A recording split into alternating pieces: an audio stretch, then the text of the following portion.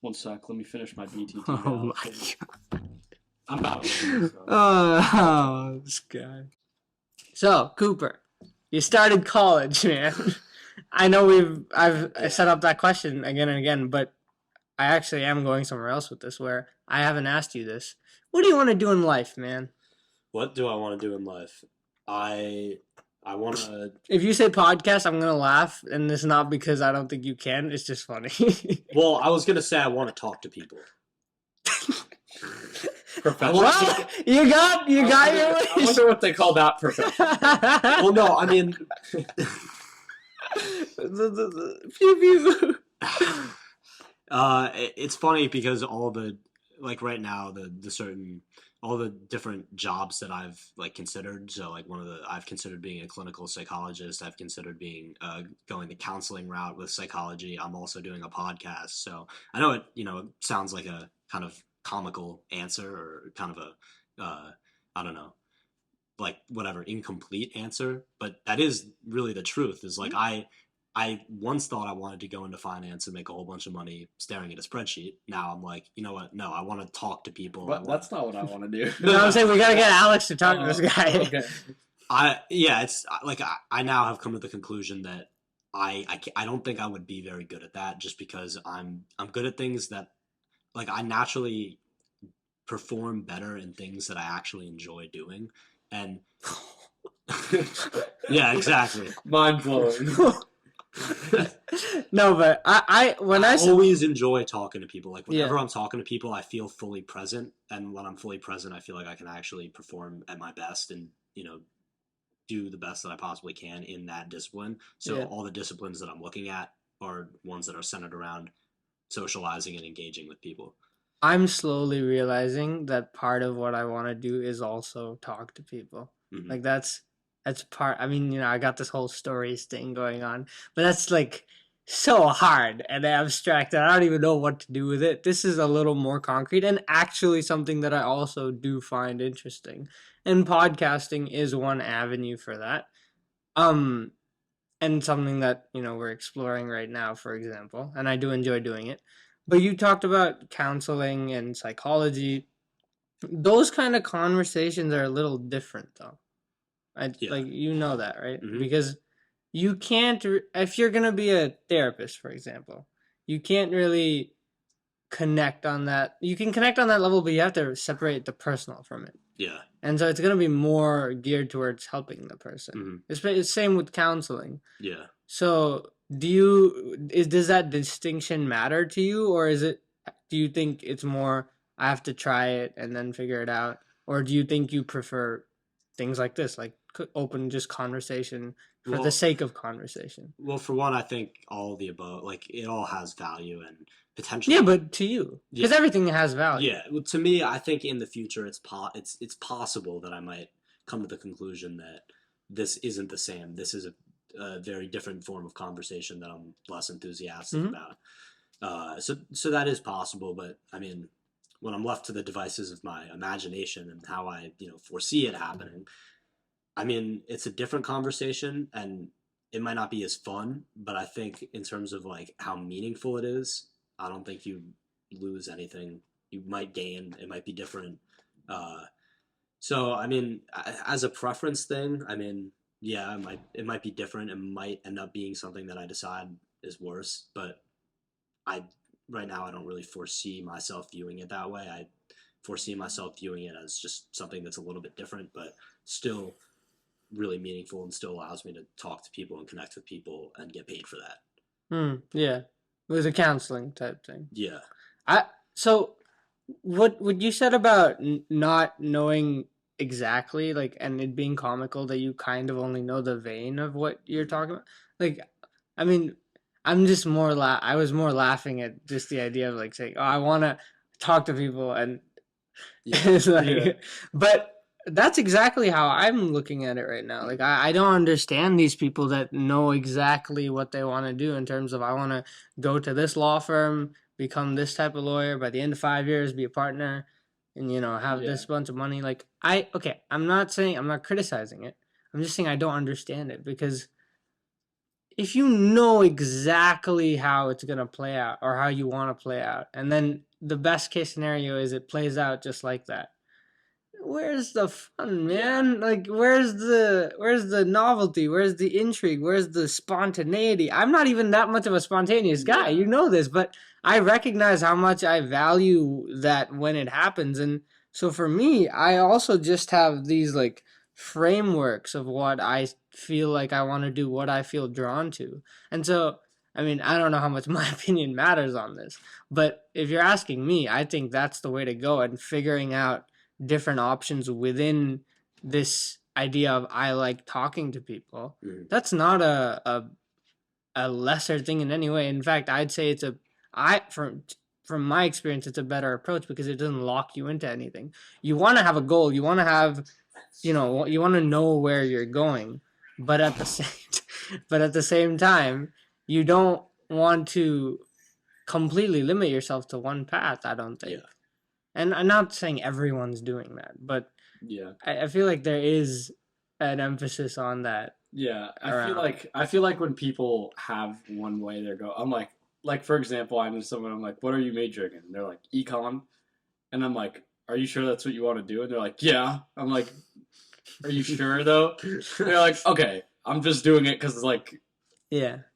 That's what I put that I said I would do. You know? No, it's like it's like okay, so you know as little as me. Like I met so many people during my first few weeks on campus, and it was like what's your name, what's your major, what's your dorm, the same like questions over and over again, and a lot of them were like computer science and business, and when I asked them about why they wanted to do it, it was like mom said so. Yeah, kind of. Some of them were even like some of them were people that I felt drawn to because I recognized them as creatives, as my people. Yeah. And they were like, oh yeah, computer science. I'm like, what? Wait, what? Yeah. Wait, and they're like, oh, I've been doing writing all my life, and I really enjoy it, and I have a blog about it, and doing way more shit than me with regards to writing, but computer science, because like it's a safe option, and also that's my to become a software engineer. Well, kind of, yeah, I think so. I mean, not dismissing that, because for some people it's more of a more of a locked in thing, but I mean, I don't even see them trying to fight it. So it's like just accepting that. Should you try to fight it if you don't enjoy it? Depends on how. It's a choice, right? You have to accept how badly you don't like it. And and you have to accept that it's gonna be tough. There's gonna be cons to it, and you might have a fractured relationship with your parents for a little while. But what's important to you in this world is what you do for the rest of your life. Or because I do feel like it's harder to switch careers once you're locked in. Like, I talked to some of them, and they were like, oh yeah, once I'm settled in my job, I can, try and explore other, creative avenues. And it's like, you're not going to. You're comfortable. There's no way. I don't think you're at least not going to have that kind of fire. Yeah. And so it's something you have to decide for yourself. Is this something that is worth contending with whatever you have to contend with for? I think it is like Charles Bukowski said something along the lines of, if you're gonna do it, go all the way, because being something like, he was talking about being a writer, but it's like, if you don't give 100% of everything you have, don't bother. Yeah. And that was such. I look. I'm not saying I agree with that, or that's the message I'm putting out, but it's just a powerful message from someone like him, who's a really celebrated author, to say, if you're not going to live this life completely, just don't bother. Yeah. Don't even try it. Yeah. There's just something powerful about that. I wonder though, like, do you think it's that unrealistic for people to, maybe do something for like 5-10 years and then switch? No, I don't think it's unrealistic. Actually, in fact, I know a woman here. She's a family friend. She lives on campus, and she was a chemical engineer for like 10 years or some shit, and then recently, a few years ago, switched to being an author and is publishing books about Indian history and That's awesome. Yeah, and she's doing well. Yeah. And so I've been wanting to talk to her for a long. Maybe I should do a podcast. Yeah. But I've been wanting to have a conversation with her about that for a while, because that choice of leaving security to become an author is something I'm very interested in, and something I'd want her perspective on. And so, I don't think it's unrealistic, but I know how hard it is. And I expect even if she tells me it's not, it wasn't hard for her, I still it just intuitively makes sense that if you're comfortable doing something and if you've already made that choice, the longer you take to make the choice to switch back, the harder it's gonna be.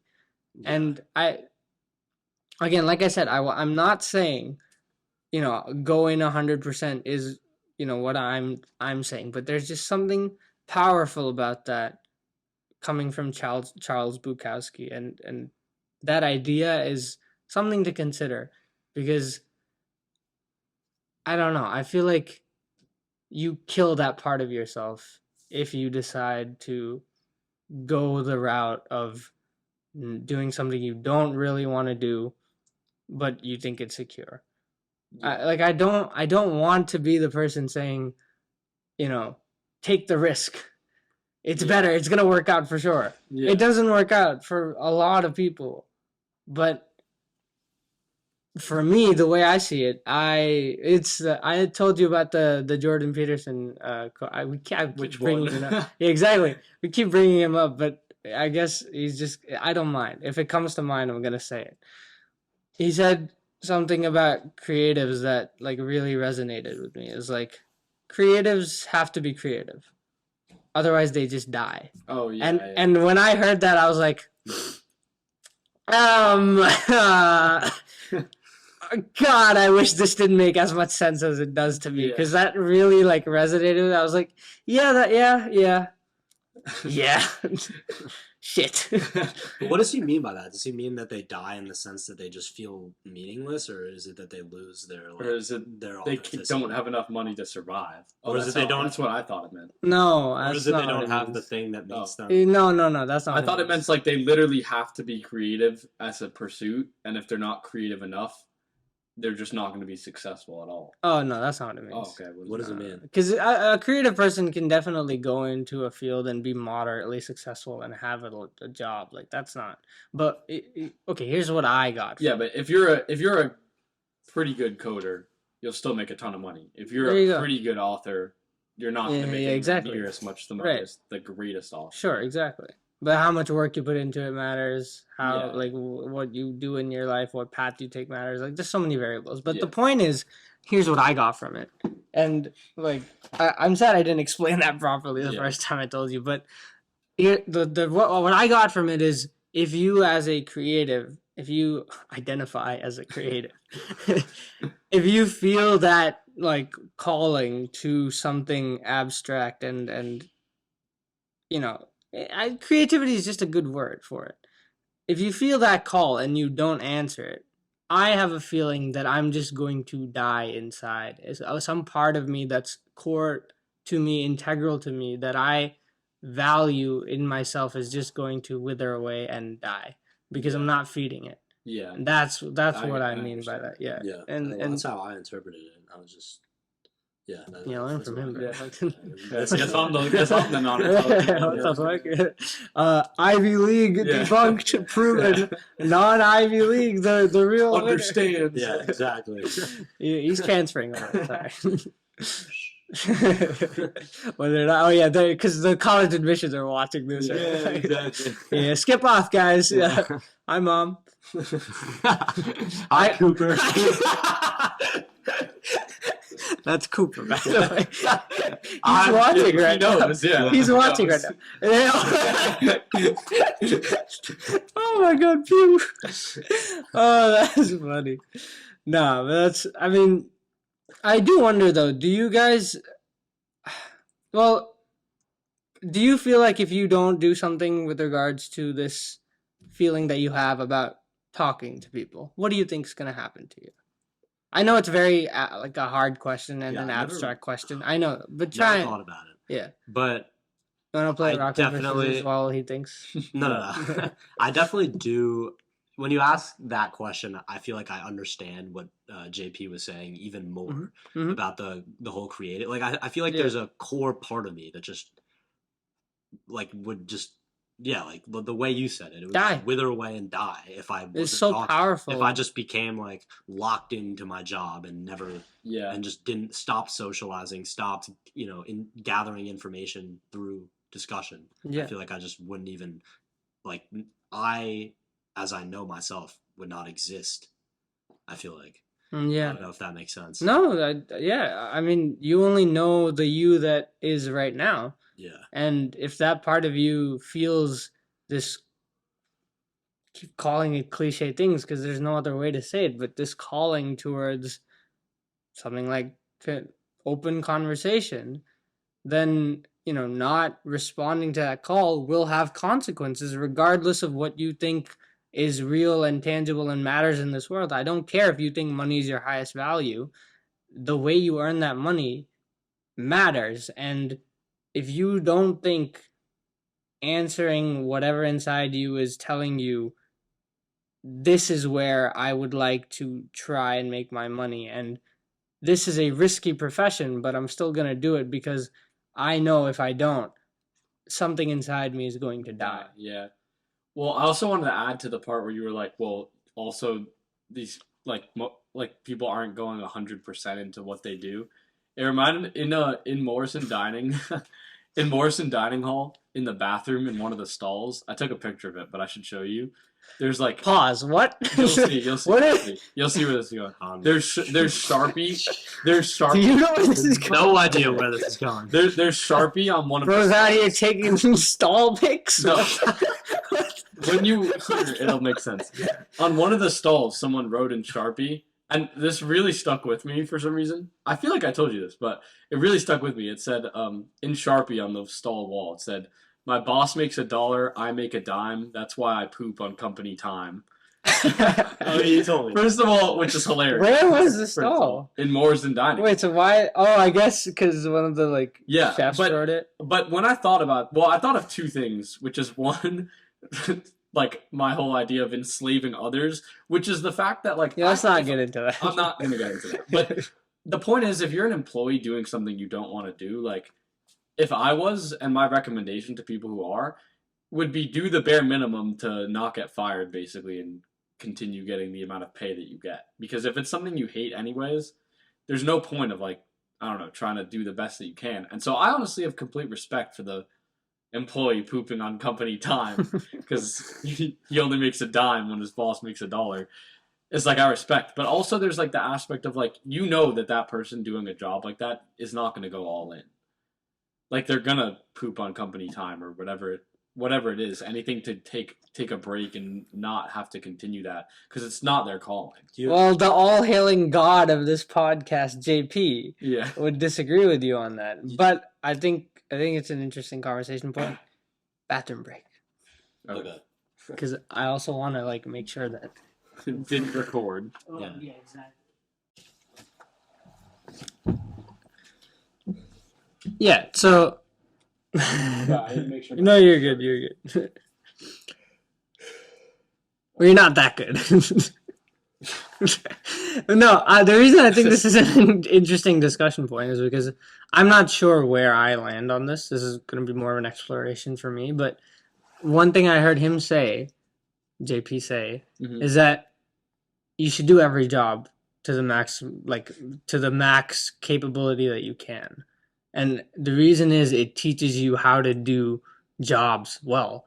He talked about how he used to work in a soup kitchen, and it was a great experience for him to actually be what you consider not useful because it taught him how to run a business just by looking at the things around him, and it taught him how to work just by being in an environment that was harsh and, not considerate. And, he learned how to form interpersonal relationships and, just the idea of saying, okay, I'm not in a good position right now. This is not a good job.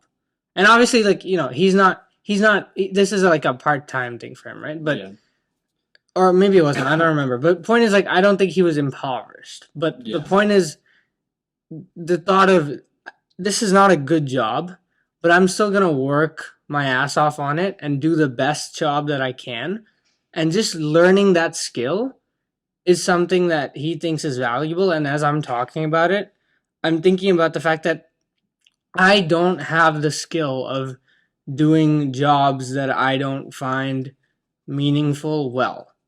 And I think it would be a useful skill to have. And one place Why? because there are Would times. you do that? Would you want to do that for 20 years?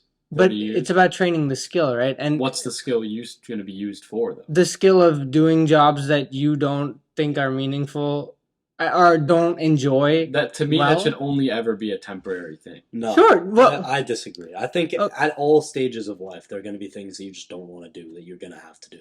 right. But I think you're talking about Well, the part-time job itself. As a job, Well, Which I'm is not saying what we're as a job, no. But as a trait of Skill? life, as a skill that you need, at all points in life, there are going to be things that come up that you just don't want to do, and I think it's a meaningful skill to train that.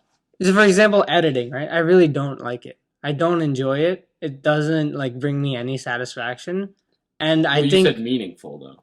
I know, but yeah, it's not me. I don't find it Well- meaningful by itself. That's Yeah, but for this, Sure, but I don't get that sense of meaningfulness inside me. When I'm recording this, I feel fulfilled. I feel like Yeah. I have purpose here. When I'm editing, I feel like, oh, Yeah, I guess it depends if you think about meaning as something that's logical or something that's just emotional. In terms of like the logical meaning, then yes, Yeah, maybe later you in life, can- everything can be, rationally meaningful. But in terms of meaning as a feeling and like having that sort of fire within you, that's always going to be. There's always going to be things where you just really do not want to do it. And think about it. There's a reason you want to pass off your editing to someone else. yeah. Like that's just because that's not the main. Well, yeah, and so I would hope for you would view your. But right now as a I need- temporary but right- conquest as well. Sure, but Yeah, right so now, I'll do it when I have to, but when I don't have to, it's gone. I'm not doing it. sure, but there are times when I don't do it because I'm like I don't want to do it. Okay. That's where like having the skill of it might come easier to you. Okay, that's That's false. like, but for me, not having that skill of doing something I don't want to do for long hours, I've debated this in my head because I've already decided that I don't want to do that. But having that skill and coming from someone like him, I pause and think about that because I'm like, what am I missing here? I'm speaking from a position of ignorance, kind of, because every time someone has tried to force me to do that, I say, no, up yours. Yeah. I don't give a shit. School, no. Yeah. Internships, no. Yeah. SAT prep, no. Yeah. I'm not going to do it. What are you going to do?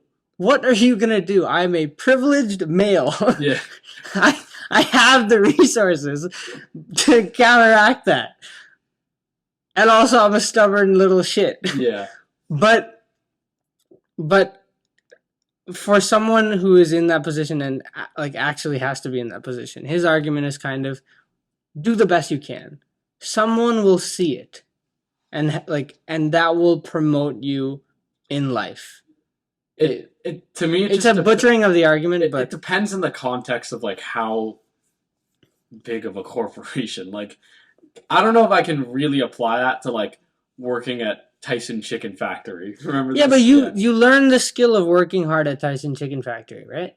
And then you apply that to other things in your life where you can, slog through. There are definitely avenues in life where you have to slog through a lot to get to somewhere where you can then start to advance like crazy. Like learning coding, for example. Yeah, so I'm willing to slog through stuff if it's for me, but not if it's to make the owner of Tyson Chicken richer. Okay, but not everyone has that skill. Okay, then I would recommend practicing developing it through a personal thing instead of through a job. Yeah, but the like job go gives home you and then edit when you don't. Well, want in a to. way- and I don't want to. Edit. You see, Bennett, I think you have a real problem with dealing with illogical people. I don't think you have a lot of them in your life, and it's caused you to like not understand that some people just don't make sense, Yeah. and you can't make them make sense with more sense. Yeah. Like that's not Yeah. because okay, just go do something by yourself that you want. I don't want to. Okay, well Okay, then then. go do it. Well, I don't want to. Well then. Okay, fine, well, then but go you do it. won't achieve the goal. Okay, and I won't. So what now? Okay. Okay. Okay, well, so you just given up on helping me there. No, That's the, no, you gave up on. okay, helping sure, yourself. sure, I didn't but get- I didn't sure, give but up on I'm anything. sure, That's but it. I'm not. I'm still not willing to let it go there because here's what I'm saying: if you have a part-time job or a job that's like labor related, right, and you apply this doctrine there, you have a structure, you have a thing that you're working towards, which you might not value, but this person again might not have a lot going for them, where they're getting this paycheck. Right, Yeah. that's what they're working towards. Yeah. And if they're completely applying themselves, they're learning the skill of working hard at something they don't like. Now, I'm already saying this is not a skill that I think is that valuable to me because I'm not trying to learn it in any Yeah. real way. But I take notice when someone like JP says, no, that actually is a skill that you would like to have because... Okay. I mean, I reckon if you wouldn't be willing to do that for your own personal stuff, then maybe start at your part-time job. Yeah. But I think there's a lot of people, you see it around, man. Why do grades exist? It's because that Just structure sort of out who follows instructions well and who doesn't. yeah, but it's also that reward mechanism of like otherwise people would just learn for themselves. So it's obvious that society has decided that we can't do shit, and we need a structure of like moving forward and reward and saying these are your grades, this is how you're doing, work better next time, instead of just I want to learn this for myself and it's going to help me, so I'm going to learn it. Like, I wish that's how it was set up, but it isn't. Yeah, well, we were talking about this at dinner last time. I sort of feel like the point of grades is... But they can very be more than one problematic. point. Yeah, but I don't disagree. Because I think it's basically just a measure of pretty much how well you can follow instructions, which is setting you up to fulfill Follow someone instru- else's dreams. Yeah. Worse yet, oftentimes there's classes that are required that they basically know no one is going to like. Well, Yet you still have to do it. And the reason that they still grade those is because not only do they want to see how well you can be a good worker that follows instructions, but how well you can do it when it's something you don't even want to do really at all. I forgot where I heard this by. I heard somewhere like that. Which is what you want in an employee, right? Yeah. You want the person to work even if they don't like it. No, but I heard the model of how most education systems are set up was based on something. John D. Rockefeller. I don't know, but it was something about like getting more people into the workforce. Yeah. And that it's an outdated model. Yeah. But I don't remember what it was. It was for some culture. I I don't know if it was that. Germany or... I'm going to research that. Yeah, because that's important. But whatever that is, that's what we're talking about here. Yeah. And I think that is true. But I also think there is a problem of people not wanting to work for themselves. And you having to I agree with that. trick them into doing it. Yeah, Like I agree with that. I think that is a structure that, whether or not we can argue that it can be phased out and, you can explain to people that working for yourself, like you're doing that kind of. So what would you say about his thing where so just explain how you're approaching Podcast? studies. No, studies. Oh, the studies. I mean, in what sense? Like in terms of Just you're So doing when you all get the when you get so much Right. reading, yeah, I mean, when I get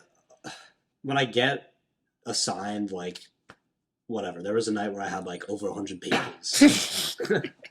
Over 100 pages of you're reading. listening to this guy reading 100 pages. That's No, ridiculous. I didn't read all of it, but like so many things. No, but The POV, none of the classmates did any of the reading. yeah, Hey, Did 90% of it. Cooper, did you laugh at your own joke? yeah. Did you find that funny? Yeah, you sorry son of a...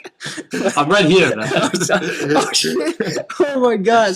Anyway. No, but yeah. This meme of Cooper being I the know, only yeah. viewer is gonna stay for every time I do an interview, I'm just gonna be like, Cooper. No, when we have millions of viewers, we'll make a joke. Oh yeah, right. Millions of viewers. Yeah. Anyway, Which will happen. of course. Leighton. Yeah. Leighton. NCS. Yeah. Leighton. Oh my God, we gotta get to that too. Yeah. Anyway, yeah, go. Yeah, but what I will say, and we've been talking about this a good amount, is that I do find it meaningful just from a personal standpoint. Like, forget the grades, forget the teacher's goal of moving the class along. Like, there are times when doing the reading and gathering everything that I possibly can from it and coming to class well prepared and ready to contend with the material is meaningful. And like, so in a sense, that is, I mean, technically doing all this homework is kind of for either the goal of the teacher or to, one day help a future employer or whatever. But I still feel like I get a ton out of it on a personal level. Yeah, so what would you say about that? I see it very I comparable. view that as comparable to what? To the McDonald's employee working hard at his job because that's his job. Well, he's saying he gets meaning out of it. Sure. Okay, so if the McDonald's employee Well, I don't know if he gets it, bro. But meaning flipping burgers, then sure, go ahead. no, but the meaning I think the meaning can be found in doing the best regardless of what you're doing. And Yeah. I really think that's possible. Found meaning in a Exactly. If he can find meaning there, bro, this book can be used to like slap the shit out of anyone's argument. So he's like, anyone complaining, did you go? Even though that's against what Viktor Frankl was saying anyway. But Man's Search for Meaning, check it out. Shout out. Cooper, finish the book. Shout out to a book that's been read like 150 million. Yeah, shout out to a classic literature. Yeah. Oh my God, I think it's 150 million or like 50 million, something like that. Anyway, yeah, but I think it is comparable. Yeah, I do understand that. And I'm not discounting what you're saying. I get your point. It's hard because both kind of make sense. Yeah, exactly. And so I'm trying to piece through this a little bit, and I think one way to do it would be to get a part-time job and actually try it. Yeah. And there's no way I'm doing that. Yeah, but hell no, yeah.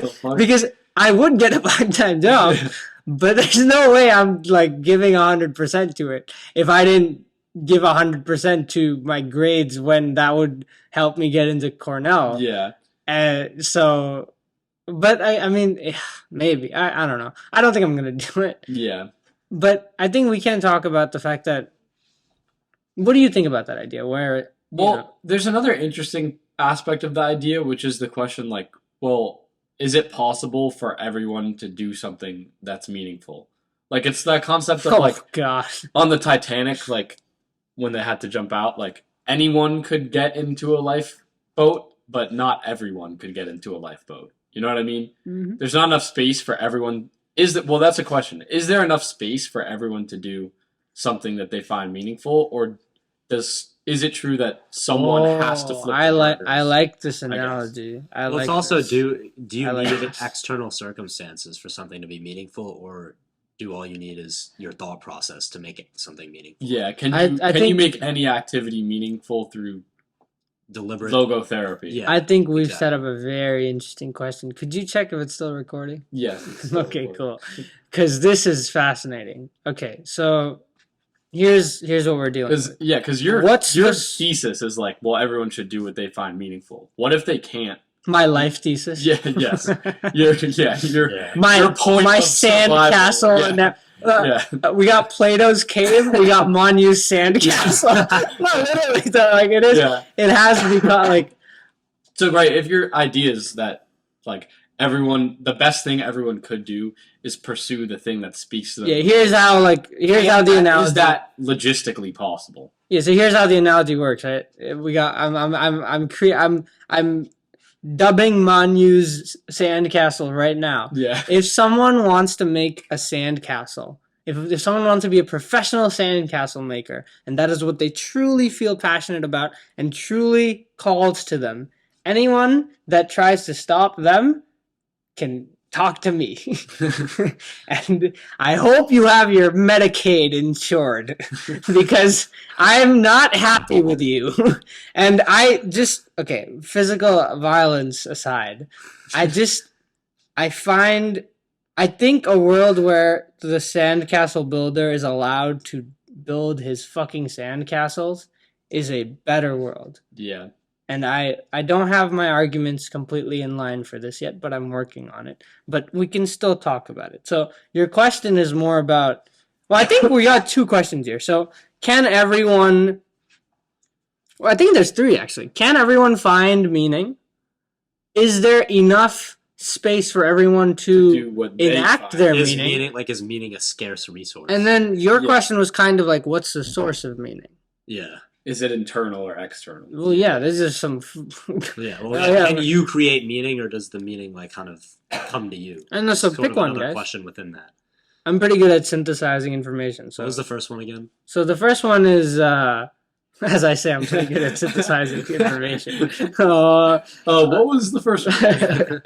It was shit, bro. I'm actually. It was like, mine's is blocked. meaning something or another? Can everyone find something meaningful? Okay. Oh, yeah. Yeah, can everyone find something meaningful to do? Yeah. Is there space for everyone to Yeah. enact whatever they find meaningful once they do find it? And then what is the source of meaning as well? So which one would you want to tackle first? That? Yeah. Yeah. Alright. So is there enough space? Well, actually, I don't think we can tackle this one first.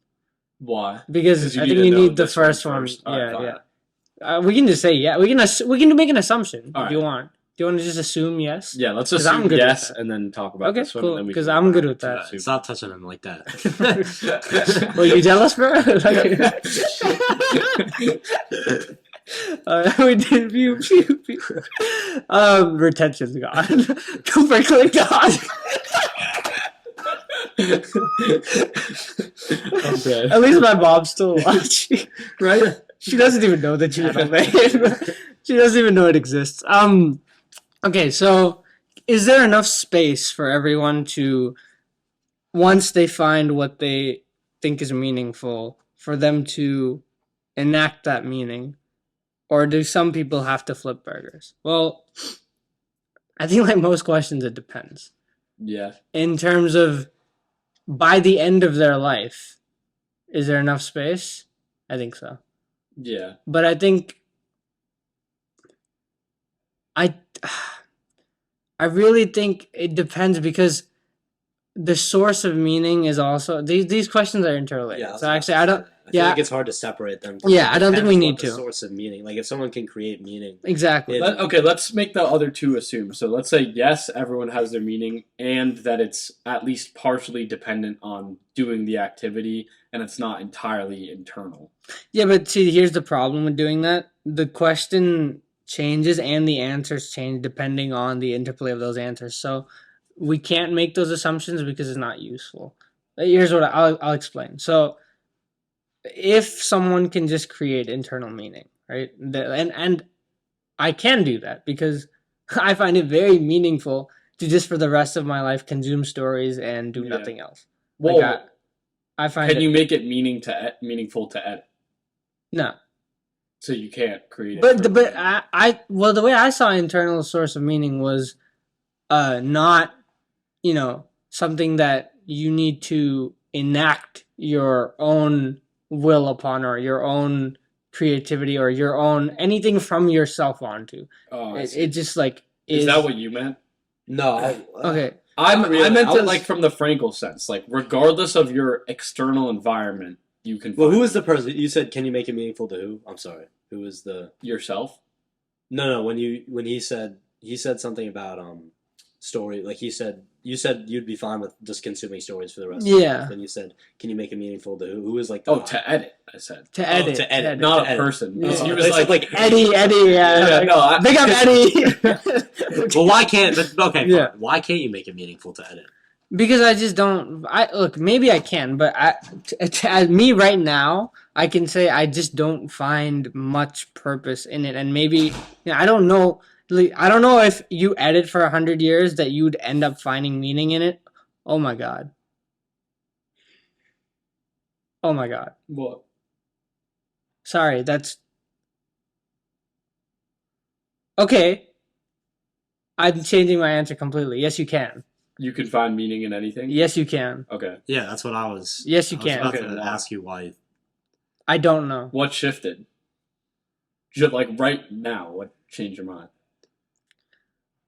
I'm an absurdist, Yeah. and Albert Camus has an essay called "The Myth of Sisyphus," within which he conceptualizes. Pushing a rock up a hill. Well, the Greek Just let it fall the Greek myth of Sisyphus is a man that was punished by the gods to roll a boulder up a hill for the rest of eternity. And Camus, in his essay "The Myth of Sisyphus," conceptualizes Sisyphus finding meaning and, you know, happiness and life within his suffering, within his. Oh my God. Apparent meaninglessness. Yeah, well, sorry, I just give me a second here, because this relates to this relates to what Viktor Frankl says too. Like, if you can find meaning in your suffering, you can find meaning in anything. Yeah. And his lived experience tells us that we can do this. Well, can we? I kind of want to talk about like what are some strategies for finding meaning in a shitty circumstance. Sure, I think, but can we get there a little later? Yeah. Yeah, just remember that question Yeah. because that's important. I think, I think that's important. I think you asked that in our podcast too, when we talked. But I think it's a question. No, I agree. I'm just sorry. I'm just my mind's like hurtling across the universe right now. No, so because I'm like finding a connection between two of the most amazing authors I've ever read, Camus and Frankl, and I just realized they're basically saying the same thing, which is ridiculous to me. Sisyphus finds meaning in his suffering, and the way Camus writes, he says the only way to become free in an unforgiving universe. The only way to find meaning in an unforgiving universe is to become so free that existence itself is an act of rebellion. So, and the way I relate that to how Frankl talks is how you react to your suffering being the only thing you can control. How you and the way this relates to what Jordan Peterson is saying is if you oh my God. Oh my God. Sorry, this okay. If I can't explain this, that's my problem. But I feel like I've hit something here, and it's my responsibility to be able to explain it properly. When Jordan Peterson says, work your best, do your best in a shitty circumstance like a McDonald's shop, right? Yeah. Just the act of doing that, just the act of making the choice to work hard and do the best you can in a situation that is literally designed to make you not do that. Yeah. That act of rebellion, you can find meaning in that. Yeah. Oh my God! Oh my God! That makes sense. Yeah. Oh my God! I can find meaning in editing. But no, I'd have to suffer a lot more. Let me say what I feel like though is that I feel like I'm gonna take a break for the Bruce brain is fried. Yeah. So for me, when you talk about like, does that make any sense? Complete sense Okay. to me, yeah. So for me, when you talk, I always get reminded of like, well, is meaning internal or external? For me, explain that question to me, please. It's like, is meaning derived from your internal thought? Can you arrive at meaning regardless of your environment, or does environment necessarily play a role in determining what you find meaningful? And I just go back in this instance, like let's say I was trying to answer for you whether editing could be meaningful to you. I would just go back to he who has a why can bear any how, which is that if your podcast was like the most important thing to you on earth, then you would be able to make editing meaningful for you. But in that way, it still is partially environmental because it would have to be something you're pursuing. Right. 5 minutes ago, I would have agreed with you. Yeah. But if we're to take what Camus and Frankel and, Yeah. well, JP by extension as a... Jesus Christ, that's such a genius idea. He's taken that idea and grounded in something practical. Why didn't he explain that? I don't even know if he meant to do it like that, or he doesn't even know what he's doing. Like, I've known this idea for 4 years, and I just, like, realized the magnitude of it. Because he's read all the people I'm talking about. Yeah. He knows their thoughts. So for him to say that, there's no way that's an accident. Anyway, what? I guess I'm disagreeing with Nietzsche here. Yeah. Because I'm saying you don't even need. That's an extra level. Yeah. Because I think it's important to see at the base level. Are you disagreeing with Nietzsche though? I guess I'm saying we don't need a why. The rebellion is the why, though. Couldn't you say that? Yeah. Okay. Yeah. Never mind. Nietzsche's cool. You're good. No, even if it wasn't, I don't think I would be disagreeing necessarily, because that would just be an extra step on top of that. But okay, Nietzsche can join the party too. Great. Oh my god, bro, they're all saying the same shit. Wait, so what would you respond to what I just said though? What would you respond what he said, which is that he's right. To rebel. Well, that could be at the. See, I'm trying to take the idea. An internal thing, though. That's an internal. Yeah. His point. Yeah. But I'm trying to see if you strip away everything, right? If you are in the gulags, does this concept work there? And we have our answer. Yeah. Yes. For man search for meaning. Yeah. If one person can do it, we can do it. Yeah. And that's so. Oh my god, that's so beautiful. Oh my god, I'm gonna have to see more You're gonna have to write this out as a step-by-step mathematical proof. Yeah, Jesus Christ, man. The Cornell note. Yeah. Note. The quintessential note. Well, I have been no, let's stay on this. I'm not gonna get distracted right now. Can we make sure it's still recording? Yeah, should I stop it and I think let's make sure that, please God. Oh man, no one's gonna understand why that's unless they fully pay attention. No one's gonna understand why that's just. Oh my God. Yeah. Anyway, more questions. Can you clarify the idea one last time though? Okay. I don't think so, bro. For me, Cooper watching. No, I don't think I can, bro. I'll have to because to actually synthesize this properly, I would have to listen back and step by step. Well, first, just go through the different people. So there's Frankel, Camus, and Nietzsche, all who have different ideas who are trying to. And JP as well. Oh yeah, and JP, and you're who trying adds to that on, yeah. And you're trying. They're more probably that I just haven't. Yeah. That I can't call. And all of these authors are. We thought saying different things, and you're saying really they're all saying the same thing. Yep. Explain what each of them are saying and how they're linked and how they're not different. Real easy question, guys. Yeah. Thanks. We can help you with explaining what they're saying. Yeah, I know. And we can help. I know. You're gonna help me with all of it. Just you being here helps, bro. I don't feel like a crazy person because this is some hard shit. Okay, I'm gonna start with Camus. So Camus has a quote which I love, which is something along the lines of, I might be butchering it, is that the only way to exist with meaning in an unforgiving, uncaring universe is to become so free that your existence itself is an act of rebellion. Yeah. And his concept of the absurd was that the universe is uncaring. No one cares about you. There is no such thing as meaning. There is no way of life. This is very contrary to a lot of authors that we read, a lot of existentialists. The way I see it is we'll get to that. Can I say also that philosophy just gives me the exact same ethos as Goggins, really explain that. Yeah, because he is absurd. It's well, Goggins, why did you run 100 miles even though it doesn't affect anyone? It's stay on. Yeah, it's to rebel against the fact of staying lazy. Like, it's just to rebel against being lazy, I feel like.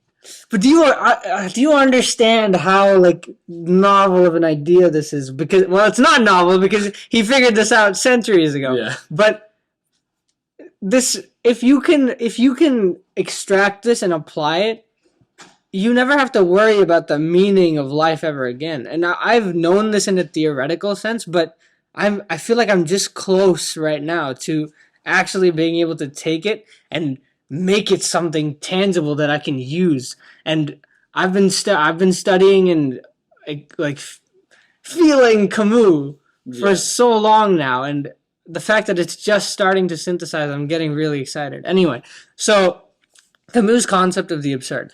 If anyone disagrees, no one's watching this, but let's just say if someone disagrees with my conception of Camus, you're missing the point. This is just what I get from it, all right? So it's close enough. Stop. His conception of the absurd is about how the universe, there is no such thing as meaning of life. Mm-hmm. There's nothing. And so the way to live is to find passion in that rebellion. Just living itself, being that act of rebellion, making you so free to choose whatever you want. This is why I'm an absurdist. This is why I believe in passion and following what calls to you, because I think that's the only thing in life that if you really get philosophical about it, that's the only thing that can buttress you against the enormity of the universe telling you you are insignificant, nothing you do matters. It's like, well, no, it matters because I'm here. Yeah. I'm alive. And I have this thing to do, this responsibility that I've taken onto myself voluntarily, this boulder that I choose to carry. Mm. You can say you forced me to do it, but I'm saying I choose to do it. Who's right? Yeah. Well, it doesn't matter because I'm pushing this fucking boulder. Yeah. All right, can we move on to the next person? Sure. I'm just trying to... No. I just want to make sure that makes sense. No, it makes perfect sense. Yeah, okay. I'm just trying to like keep us on because I think you have a really interesting idea and I want to make sure that it's crystal clear. For whoever's watching. For Cooper. Yo, Cooper. No, I feel like we should do this. I'm watching too. We should do this at least like pretending that there might be people. No, I know. It's a joke. It's a joke. Yeah. It's a joke. It really is a joke because it's funny. Like, because I'm going to be watching this too now. Yeah. So we got 2 viewers on the... Hey, what's up, guys? Just me and him. Bennett doesn't watch podcasts. Yeah, that Bennett. If you clipped it up into that's Bennett on TikTok. And then GTA in the bottom. Yeah, that's how you get Bennett. No GTA clips. I'm not watching. Sorry. All right, cool. Bro said sorry, buddy. Anyway, so the next person we can talk about is Viktor Frankl, whose conception literally comes from hell. Okay? Yeah. He experiences hell on earth, and he comes to the realization that the only thing we have control over, true, absolute control over, and this can relate to the absurdity, which is, oh my God, it's so beautiful. The only thing you have control over is how you react to your surroundings. How you respond to your suffering, what you choose to do, who you choose to become when the universe tries to squash you. It's beyond Camus' absurdity because Camus' absurdity only conceptualizes a universe that doesn't care about you. Here, the universe is trying to burn you. Viktor Frankl is in hell, and there he finds meaning in his response to the suffering around him. How he acts, how he sticks to his values, how he tries to help people live in a concentration camp instead of trying to get away. Staying with his values is how he finds meaning. And so the idea of how you choose to act in the face of suffering being the only thing you can control, that is the idea there. The only thing you have is internal. Yeah, exactly. Yeah. You can find meaning within yourself. In any environment. Just by being who you are. and by reacting in a way that's desirable to you within your value system. Yeah, it'll tell you. Yeah. And it's your responsibility to build that value system up. You can find concrete examples in that, for that, within someone like Jordan Peterson, who gives you a framework of how to live your life. You don't have to do exactly what he says, but if something makes sense to you, to ignore that is an abdication of responsibility. And so, again, these concepts all mesh together in just this beautiful tapestry. And, anyway, moving on to Nietzsche. He who has a why can bear any how. Well, I'm not sure if he really conceptualized this when he was talking about that. Because I think, well, Nietzsche was very existentialist. And so I do think he probably wanted to find a purpose and a meaning in life. And but it doesn't matter, because we can relate this to that quote as well, which is, again, there's something metaphysical about this. When you tell someone that quote, right, it strikes them, it resonates with them, and that's not nothing. Everyone recognizes that when you have a reason to do something, when you have, your family member suffering, you can stay up all night. When you have, someone who needs your help, you can do miraculous things. Mothers can lift cars. Yeah. He has They can break the deadlift world record. It's like, because their son's about to die. Yeah, so he who has a why, or she who has a why. Because their son is about to not get into Harvard. Yeah. It was an Asian mother all along. Oh my god. Oh my god. That explains everything. Now it makes even more sense. That's so crazy. Oh yeah, I'm not gonna lie, this really wasn't all coming together. Yeah. Actually, no, this kind of throws everything out the window, because I'm saying all the whys are the same, but no. Harvard for Asian mothers. Harvard for Asian mothers is the real, the strongest why. There is no other. Yeah. There is no other why. But anyway, so the why, I think, can be conceptualized as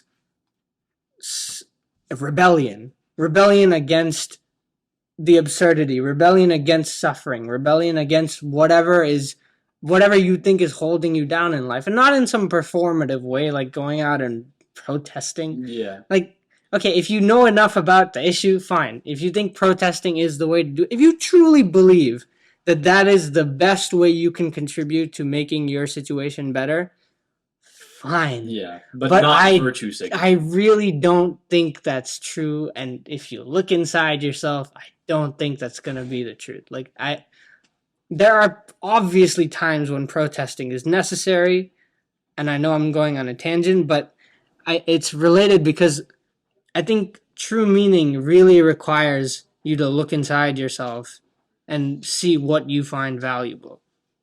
And I kind of struggle with this idea of like meaning, because when Camus talks about the absurdity, he says there is no meaning in life.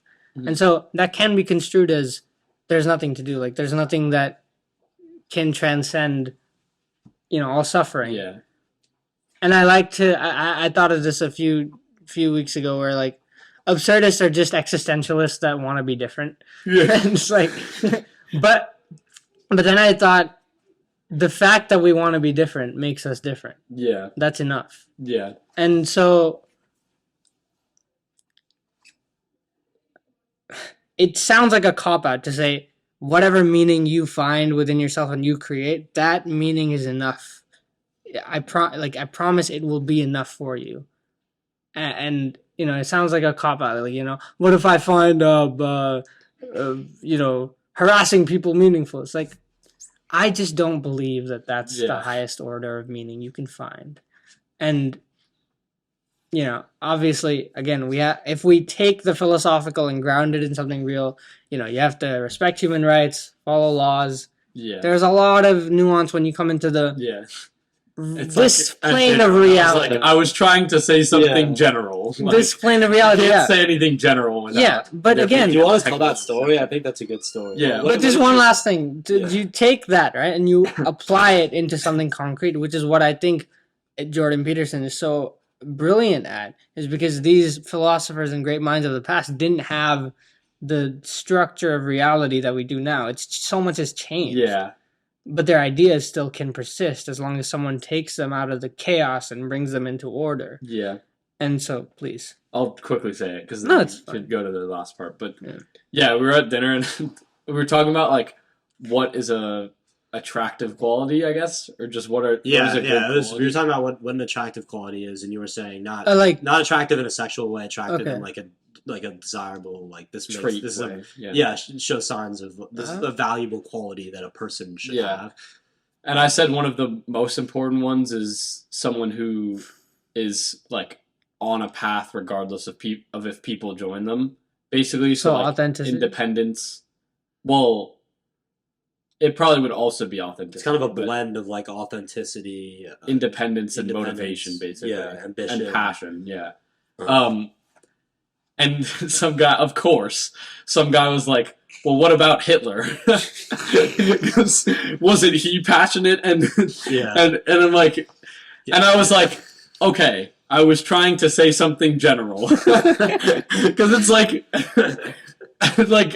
well, okay, look. I can't say anything. But this is the problem, right? Like, if you extract that can be a respectable quality, even if the thing you're doing is abhorrent. Well, that's what I was actually saying. I said, actually, I think, unbelievably, and I mean, it's not true. It's happened to be true in Germany, not because of this, but because he actually convinced people that what he was doing was a good thing. Yeah. But you think they're all idiots? Even if he didn't, I still think that would be, people would find that, even as like terrible as a message that is, more attractive than someone who has like no passion, no independence, like, and only follows and would, you know what I mean? Like, did you say you think? Yeah. Okay, I know because I know because Hitler was Time Magazine's Person of the Year. Oh, twice. Really? I didn't know that. Yeah. So wait, where is Time Magazine international or is it? I don't know, but because if Time Magazine is in the U.S., that's crazy. Well, I'm not sure, but I can look it up. Okay. But if you want to be sure, but it's definitely somewhere. Yeah. And well, if it was in Germany, I would be like, all right, well, even that then, makes sense. Well, but it just for sure.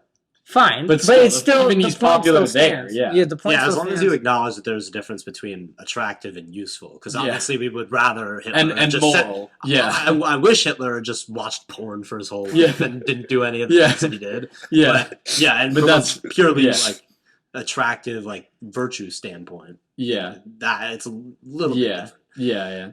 And then you can obviously get into conversations of what virtues matter, what virtues are real, universal. How do you decide?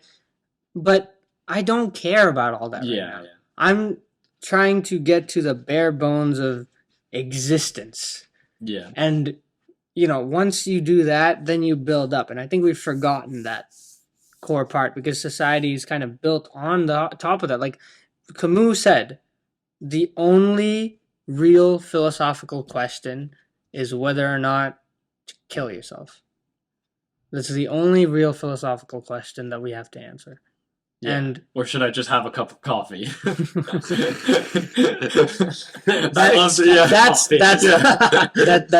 very absurdist of you, Bennett. Yes. I'm very proud of you. No, I mean absurdist comedy is literally like a branch of comedy. It's anything you think doesn't make sense, it's absurdist comedy. Yeah.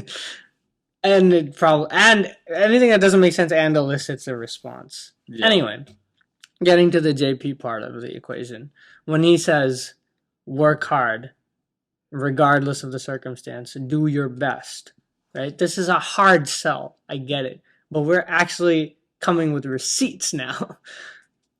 That was a dictionary.com word of the day. Receipts? Yeah, but meaning evidence or proof, not meaning. Okay. Not meaning the white piece of paper that they give you. Yeah, not. I'm sure that's not how you meant it. Of course not. That's a very common saying, guys. Yeah. Anyway, first like word of the day, and let me try to bring it in. When JP talks about the fact that regardless of the environment, you should do your best and work hard. You can take that universal and multi that you can take that concept of battling the absurd and apply it here, where just the fact that you're doing your best in an environment that's designed to be abrasive and designed to kill your curiosity and innovativeness and sense of moving forward in life. Yeah. If you can still manage to do that, there's your meaning. Yeah. There's your sense of purpose. So are you going to do the readings now for class? Well, that's a good because I don't have to. Because I don't have to. I'm not burdened by that choice, and I'm privileged in that way. But if you did have to, I would try to apply it. Yeah. This is not easy, right? Just because someone understands this concept doesn't mean tomorrow. Like we're still humans, we still have emotions, we still have physical responses to things that we can't explain. But if you practice this, and now that I've actually synthesized this, obviously I'm gonna do it later more. I can't really explain just how crazy my mind is like going right now, and I mean, I just want to like go and lock myself away in a room and just think for a few hours. Yeah. But I obviously am not going to do that. I want to spend the rest of the day with you. Aw. But I can't tell you like how much I had like a moment where everything just snapped together. Yeah. No, I could tell when you were like, yeah. Well, no, it didn't take a rocket scientist. Yeah. It didn't take the most emotionally mature person. Yeah. Social aware. Yeah. Sorry. Can I chime in here though? Because in terms of like the application side, I'm kind of thinking about it from like my perspective is. But practice. That's what I was gonna finish with. Like this is something once you figure it out, the theory, you're gonna have to practice. Yeah. But like as somebody who's just starting out with my podcast or whatever, like with content creation. Bro's got a podcast. Could you imagine doing that? Don't listen. Could you imagine making a podcast? Yeah. Nope. Yeah, you actually. Yeah, I actually can. Yeah. So imagine doing content creation. Yeah. Fucking YouTuber. What do you think? You're a YouTuber? Yeah, TikToker. Oh, yeah, because Bennett would have to listen to it over. Can't do.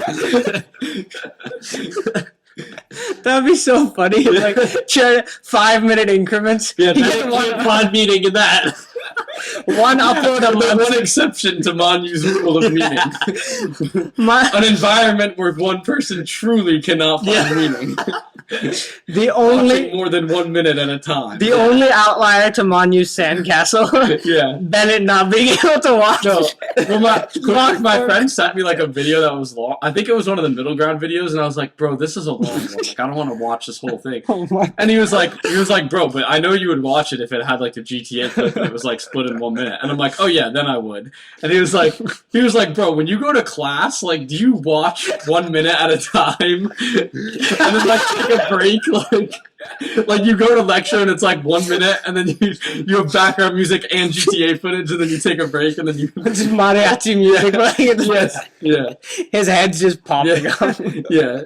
Okay, so this is rebellion. Yeah, I did want to finish the idea though, because it's kind of it almost ties back to the whole thing at the beginning about like creatives die if they don't have the space to be creative. I'll get there in a minute, but basically, like I feel like I'm in an environment where me like especially in terms of what other people think of me, or just like of people in general who might like go a different direction at some point and not like fit the mold. You're in an environment where like everything is so designed, and it's like it's more socially acceptable to just kind of be average. So my sort of feeling of rebellion is being myself. Like being yourself can be a way to rebel when you're in a society where you're supposed to, go on the Joe Schmo track. Yeah. And I think that sort of relates to the whole thing about like creatives die if they don't, well, what was it again? Creatives die. If they don't be aren't creative, If yeah. they don't be creative. I mean, I feel like you could expand that to really Yeah, like just people, do a little back you can expand that so far out of just so like, that it doesn't creatives. make the sound here. Like people like, and that's kind of what I was saying at the beginning about like talking to people. Like people, their identity withers away if they don't do what their calling is. So all in all, it's like you existing. Therefore, like my identity existing is the rebellion because I'm rebelling against all the, societal and external pressures that kind of want to make. And it's not just a me thing. Anybody who kind of is unapologetically themselves, even if it means going against the grain, their fight to exist with that identity is rebelling against the grain. Right, If and that makes sense. right. No, I get what you're saying, and that's trying to ground it in something practical, right? And but the point is, well, everything that I've tried to convey, and I don't know how good of a job I've done doing that, is this is the open source. This is the raw file, and built on top of this is what you have to make and create and apply to your life, because there's all kinds of practical considerations about. Okay, be yourself, but then have a feedback mechanism. Like, if you do something that we think is, really stupid and undesirable. Yeah, it's definitely a balance. Like I'm that part of myself might need to go. Exactly. Maybe maybe parts of yourself need to die. Yeah. Or maybe you're so attached to them that you can't kill them. So how do you figure out which part of your identity? Because like I'm not listening to all so far I haven't really experienced like hate, but if somebody were to be like, dude, your podcast is shit, get a job, a little N-word. If someone I probably wouldn't listen to that. Yeah. If someone wants to get that reference, go to the last podcast. What is it about, like, how do you choose which things are like, no, this thing existing is my act of rebellion that's going to make my life meaningful, and which thing is like, no, this isn't rebellion, this is just outright wrong. Get rid of this. Yeah. How do you navigate that? Well, the first thing you do, I think, is you build from the beginning, like we've tried to do here. So if you can recognize, I think this is so important, and I just figured it out. So it's kind of weird, but this is so important, I think, to figure out, is meaning inherent or not inherent? Can it be found within yourself? And then if it can be, how it expresses into the world is up to you. And so building on that, it's just experience, right? Mm-hmm. This is why things like, I talk about this a lot, having a good feedback mechanism, having people around you that you trust who can rein you back in when you go too far, who can support you when you've done something good, who can give you reference points because you trust these people and you care about their opinion. You're not going to take them at face value, right? You're not going to just accept whatever they say. Yeah. But these are the people that when they say something, you'll listen and consider it carefully. Like if some hater online tells you, you're an idiot, it's like, you don't know me. But if I say it, maybe you might think, what am I doing here? That's like, I heard the saying, like, don't take criticism from people you wouldn't go to for advice. Right. Exactly. No, that's it. There you go. Yeah. Well, I feel like though you disagreed with when I said the one which I feel like is very similar to that, which is that like a person who is like more fit than you will never criticize you for starting in the gym, and a person that makes more money than you. Well, I remember that part of the podcast. I mean, but you wouldn't go to advice to a billionaire if like. I guess it depends. You go to advice for someone, no matter how much money he has, if he's the type of or she is the type of person to shit on somebody for starting. Yeah, and it's also about the type of advice, right? Like I'd take life advice from Mike Tyson because I do feel like I kind of know him, and I know what he's about, and I like his philosophy, and I want that advice, but I'm not going to take advice from him on.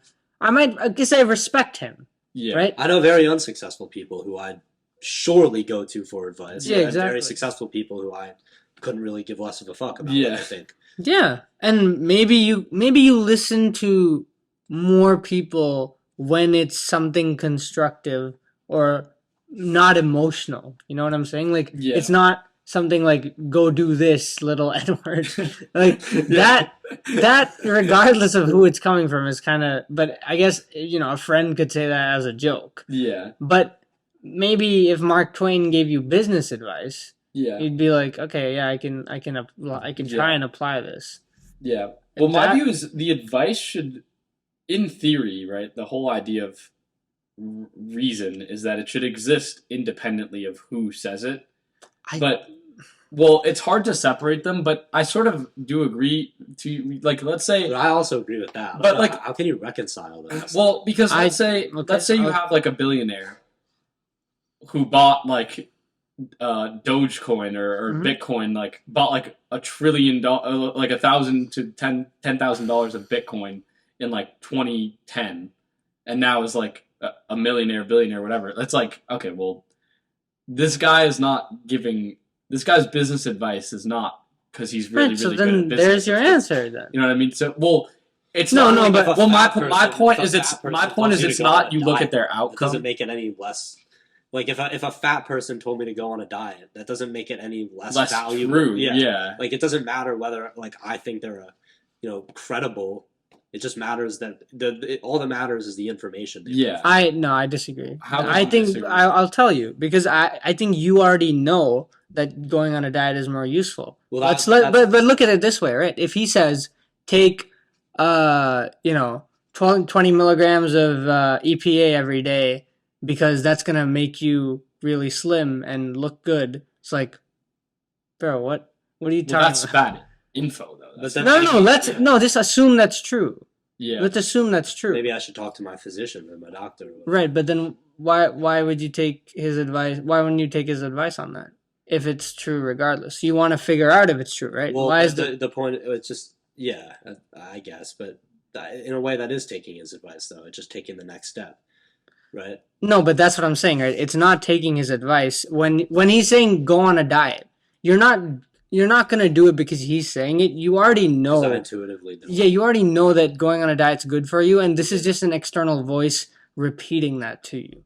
Now, if he said, go on a diet, you're fucking fat and ugly, it's like, why are you listening to this person that doesn't know you, that you don't care about, that doesn't have any respect for you or like have any relationship with you that you can trust? If someone close to you tells you that, then there's something wrong. Like something's going on where maybe it's so bad for you, the state you're in, that they're trying to shock you into, or there's a problem with the relationship, right? And so that's what you can do. You can calibrate that when you have someone close to you. The difference is the type of advice, because you can go to an expert for things they're an expert in. Obviously, they're the only people that can answer those questions. But it's not because the advice is just on its own what it is, right? It's because you trust this expert because of his expertise, and that's why you can trust what they're saying will work for you. Do you get what I'm saying? Yeah, but like, what if there was like someone who created a new formula in math that like worked well and it filled some gap? Like, what if someone created the theory of everything? Yeah. Who was just like, but they had zero credibility. When it's proven, they were an awful person, but therefore the information is the only thing that like the thing that they provided. I sort of still agree. Or the example that I really go to a lot is like when people trust people's fitness information, and they're like, yeah, but he's bigger than you, so I'm going to go with what he's. It's like, well, that doesn't mean his information is better, though. Yeah, but that doesn't mean his advice is better. Like, there's tons of reasons that someone could be bigger than another person, and a lot of it can not have to do with the information. Sure, that they use but again, I'd say there it's more about credibility. Where if you show your credibility, right? Like you're smaller than this other guy, but you have 10 people that you can say you have these testimonials, you train these people, and they're all very happy with the advice you gave them. That's more credible than the big person. Yeah. It's not the advice. I really disagree, because yes, what you're saying is true, that sometimes people who don't, and I don't like expertise as a concept a lot, because if anything, the internet's exposed how much expertise is just one way of looking at things. Yeah. Like all the Is one perspective. Exactly, Yeah. right. But those other perspectives still need to come with some sort of credibility, usually. And there are outliers to everything. But I don't think you can base an entire theory around that. Because when you go to a doctor for advice, you're not going to him and you're not taking his advice because the advice on its own somehow is, fine. Like you wouldn't, I feel like this isn't hard to understand because if Cooper told you, get a heart surgery, and if a doctor told you get a heart surgery, you'd listen to the doctor, not because the advice is what it is, it's because the doctor said I'd ask why. I know he wouldn't be able to explain. Yeah, exactly. Yeah, exactly. That's why I wouldn't listen to him. What if I could No, give him exactly. a better explanation than the doctor? Then I would really? I don't think that's bullshit. Well, then I would That's an ask. interesting point. That's bullshit. Well, then what I would do is I would ask my doctor what he thinks about this line of reasoning. Well, yeah, but then and see what he says. And if he's like, "Oh, I don't know anything about that," then I'd be a little more trustworthy of this. If he was like, "Oh, I agree with that," then I would trust both of them. And then he says, "No, I disagree," I'd be like, "Why?" But if he completely fails to explain why at all, then I would be skeptical of the doctor, respectfully. I'd be skeptical of both. It depends how much you knew. Because you can't be an expert in everything. And you can't even have a cursory understanding of everything. If I try and explain thermodynamics from a grad student level to you, it's not gonna, you're not gonna be able to tell the difference between bullshit and not bullshit. You need expertise for that. Well, hopefully my doctor then would say something like, there's no way for me to explain this for you to understand. Sure, fine. But this advice is not correct. And I've studied this exact line of reasoning in art, grad school, whatever. And more likely than not... That in itself is a line of reasoning. Yeah, and sure. But again, you're going to the doctor because of his credibility. Well, I'm going because I believe that he knows why. Yeah. Because he studied it. Exactly. So, but I don't understand this whole information in a vacuum thing. Well, it's more likely that the doctor would have the information because they've spent more time around it. Right. So that's right. Exactly. So that's why I don't think. Well, what are we talking about here exactly? Because with relation to hate online, I'm saying the person has no real credibility to say what he's saying because he doesn't know you. And even if his information is valid in some way, it's illogical to take it from them because they're not looking out for, they're more likely than not looking out for your best interest. Well, let me give you a good example actually, is I've looked. Are you steel manning my argument? Yes. Because, for example, I was thinking of trying to get a better background because when I started, it was just my college door, which was a mid background. I don't know if it would be kind of backlit. No, I'm not giving this to you. Oh. This is mine. Yeah, okay, fine. Oh, okay, never mind. No, I'm joking. It wouldn't be good anyway. Anyway, I try to get. He says on the podcast. So I did a couple videos in Morrison over there with the red wall. So that was a much cleaner background than my door. Yeah. And then all of those videos, which were basically the same stuff, performed worse. And I was like, oh, so they like the authenticity. There probably wasn't enough data, but to really be sure. But let's say it was where I was like, all right, I can tell that this red background, which is cleaner, does worse than the one in my dorm. And I saw someone comment on my dorm one in the future. He was like, bro, if you got a better background, this would actually get way more views. Or if you got a cleaner background, like a solid color or something, this would get way more views. And I'm like, that line of reasoning makes sense. But he has no But I've tested it, and it's not true. Right. And another way to do it would be to test it. But again, I think it's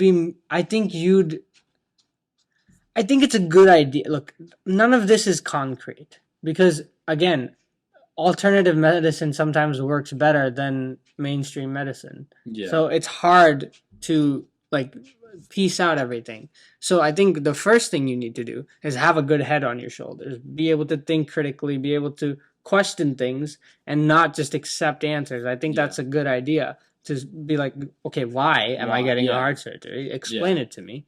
And if you can't, then, provide me with some assurance that this isn't going to go wrong somehow. Yeah. Or if you can't do that, then just, keep going that way.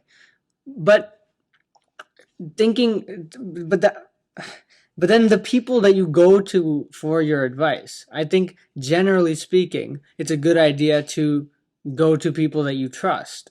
And the reason you trust a doctor is because of his credibility. The reason you trust someone close to you is because you understand them, they understand you, and you can rely on them to hopefully give you advice that works best for you. Yeah. Like if I said, try the new backdrop, right? Maybe you'd consider it more. Maybe you tried it, didn't work. All right, cool. Yeah. Does that mean you're never going to take my advice again? Yeah. No. Well, yeah, because it made sense, but Yeah. you still know that I have given you advice that helped you in the past. Yeah. And so, again, you can see something online, right? And it makes sense. This is why I'm talking about hate comments in particular.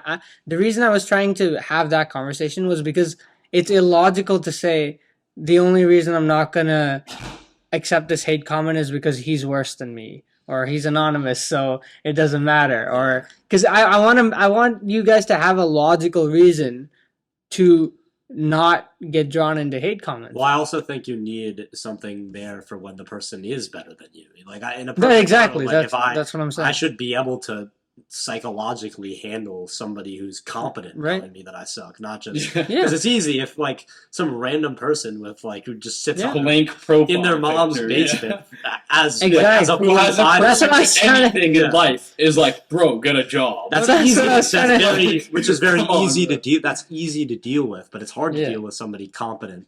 Maybe more competent than you, telling you that what you're doing is wrong. Yeah, and I think the answer there is that they have no business telling you that because they don't know you. They don't understand what you're going through, how you've got here, where you're planning to go, and someone you trust understands that more. Even if the person's in a better spot than you are.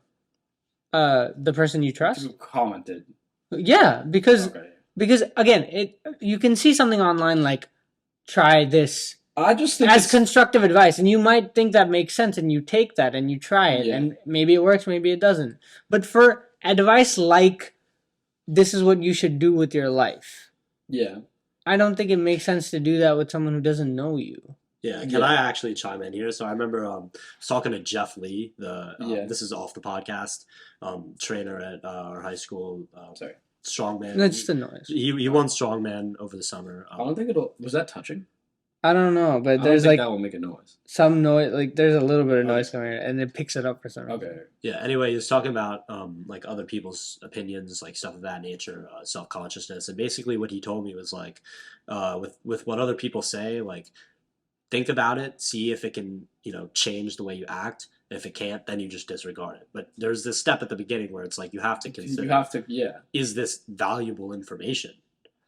I still really think for me the biggest reason is because a comment is like limited in the amount of characters, and basically no one is going to be able to explain what. Like no one's trying to. Even if Alex Hormozy commented on my videos, like you need to find a different side hustle or something.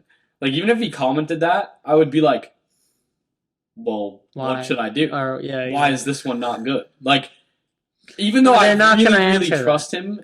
Until he can actually explain to me a better alternative and why this one isn't good and all of that reasoning, I can't just trust it. So before I start arguing with you guys, are you trying to say that you should read hate comments? Logically, are you saying it makes sense? I think it makes sense. It's like books. Like I don't think you need to read every single book ever published, but reading some books might help. I'm trying to say that everybody might know something that you don't, including random people from across the world on the internet. Yeah, I agree. And so, not disregarding everything they say might be warranted. I'm not saying disregard everything they say, but you have to recognize that, like we've talked about this, if so many social media influencers are affected by this, there's probably something there, right? Yeah. Even if we think we're stronger than them for some reason, with no experience, like we're speaking from a position of ignorance. So to assume that it's not going to have a subconscious effect on you, Like, you have to make that choice. Now, I choose to. Here's how I would do it. Like, I would like to convince you, bare bones, just don't, and then we can build from there. But fine, maybe we can go backwards. Have someone else read them for you and see if there's anything constructive, and then let them filter that out for you, because then you're not reading just the unfiltered hatred that's, festering in a YouTube comment section. Because yes, maybe everyone has something to offer, but I don't think YouTube comments is where they're gonna do that, really. Like, it's just, social media does not lend itself primarily to positive thinking, in my in my experience. In my experience of Minecraft. In my experience of beating an opponent in Bed Wars. Bro, CS:GO lobbies back in the day were the Just so only many places. N-word bombs. Oh, where you could, the only place where you could hear a 20-year-old call, a 5-year-old call a 20-year-old the N-word. Yeah. And like say his mom's ugly. Yeah. It's like, what? How is this happening? But yeah, I what do you think about that? Having someone else read them, and it's someone you trust, filter out unnecessarily hateful comments. Yeah, I mean, you're taking the good without the bad, but the reason, why would you do that, though? Why would you have anyone read the comment? Well, because there is value in there. Why would I be scared if I felt like I could defend what I'm doing? Why would I be scared of what anyone had to say? Because it's an irrational void and surge of just hate. And again, well, do you agree? It's arrogant. Maybe if it got it's bad, arrogant. then No. Look, agree. It's not about it being bad. Like, maybe there's like 5, right? And you just see them, and they're not going to respond to you when you say why, right? Then I don't. Okay, good. Then I don't trust it. You might not trust it, but I think it's arrogant to think that it's not going to have an effect on you. Yeah, and I don't think it's worth the small amount of chance that it's going to somehow help you. I think there's enough other resources in life to help you. I think I'm here to help you. I think your family's here to help you. I think people online, if you made a Discord server and invite your fans on, they're there to give you advice. I don't think the guy giving you hate, and unnecessary hate as well, because constructive comments aren't really hate. They're never phrased that way. And I don't think extracting. What if it's hate that speaks to a truth? But I know. I think there's ways for that thing that's going to be apparently so helpful to you, if it's that big of a problem, to manifest from somewhere that is less unnecessarily critical. But you agree that there is information among the hate comments that's helpful, that could be helpful? That could be helpful, yes, but I think the cost would outweigh the benefits. So you just disagree on the practical implications of that? Yes. Okay. I mean, I'm not even dead set that you should read. Like, I don't really care necessarily how someone goes about doing this. I'm just saying that. I mean, I don't care. Amidst shit talk, shitty behavior on the internet, there may be some practical value for the person who's getting hated on. Right, but I think it's more useful to develop a practical feedback mechanism in your tangible life. People that you trust that can actually tell you when something's off. Well, what if you don't? Okay, here's another thread. If you don't have somebody who could read the hate comments, should you or should you not? If the only way to extract the information from, because we agree that there's valuable information in the comment section. And if you can't pay somebody to read those comments, the only way to do it, which is, definitely not in that position, then should you or should you just not engage at all? I'm going to be annoying here. I think everything, it depends. Dude, that's an out, bro. No, here's what I'd say. And not actually trying to respond to the question whatsoever. Bro's like, no, I'm the podcast. Yeah. You don't get to ask questions. Yeah. Get up. No, but that's how you time things. No, that was me. I'm sorry. Time's up.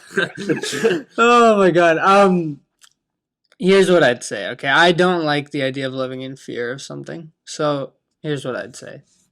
if this scenario exists, which I don't think it does. Everyone has friends. I can read your hate comments and tell you stuff out of it. You can read my. It's just him watching anyway. So it's like, he's Who left the hate? Yeah, exactly. Like, bro, why are you hating? And then Bennett to you. You suck. Someone named C. Sherman. Yeah. You suck. Who's Sherman? There might be some valuable information here. Like he's. I thought this was constructive. He's just translating. Genius. He's just translating for me. Like, he said your hair's back. I think you might want to look into that. You might want to go bald. What's the guy? What's his name? C. What? Oh yeah, it's just C. It's just a C. Oh, and his last name. Not important. Anyway, what were we talking about?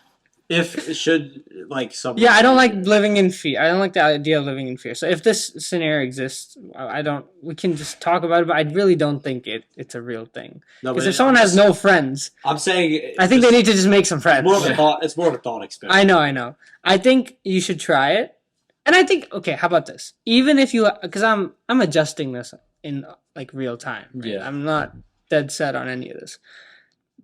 If you find this as something you want to do, try it. See how it affects you. If in 3 months you feel yourself, thinking about the comments, because this happens. I've heard people talk about it. It get stuck in their head. You think if you question, is this true? Yeah, but you should. But I feel like you should question. No, I don't, because I don't think it needs to. If Alex Hormozy comments, "Is this the best side hustle?" I should question, "Is this the best side hustle?" That's not a personal comment. Okay, what would be more personal? Your hair. You're ugly. Yeah. Am I ugly?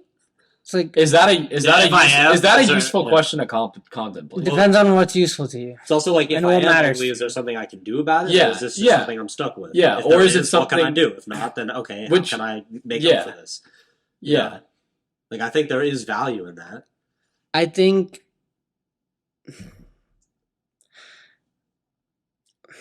Well, let me steel man you real quick. In the book I'm reading, they talk about how giving something attention automatically makes people over-perceive the importance of that. That's what I was trying to figure out. Yeah, and so if you always are contemplating, am I ugly? You might over-importantize. Give more importance to. Over-signify. Okay, you might think it's more important. You might think being ugly is too important than it actually is. And it just when the value that you provide is really just what you're talking about, or you're gonna juggling that you're giving. Piss me off. Actually, you're not. You guys are not purely rational creatures, no matter how much you want to be. So yes, yeah, exactly. No, that's the problem. How am I not? No, okay. No, Marcus. Yeah, use rationale. Yeah, explain. Yeah. But Marcus Aurelius is turning it. Oh my god! I can feel the wrath of Marcus Aurelius. Yeah. So look, I think whatever.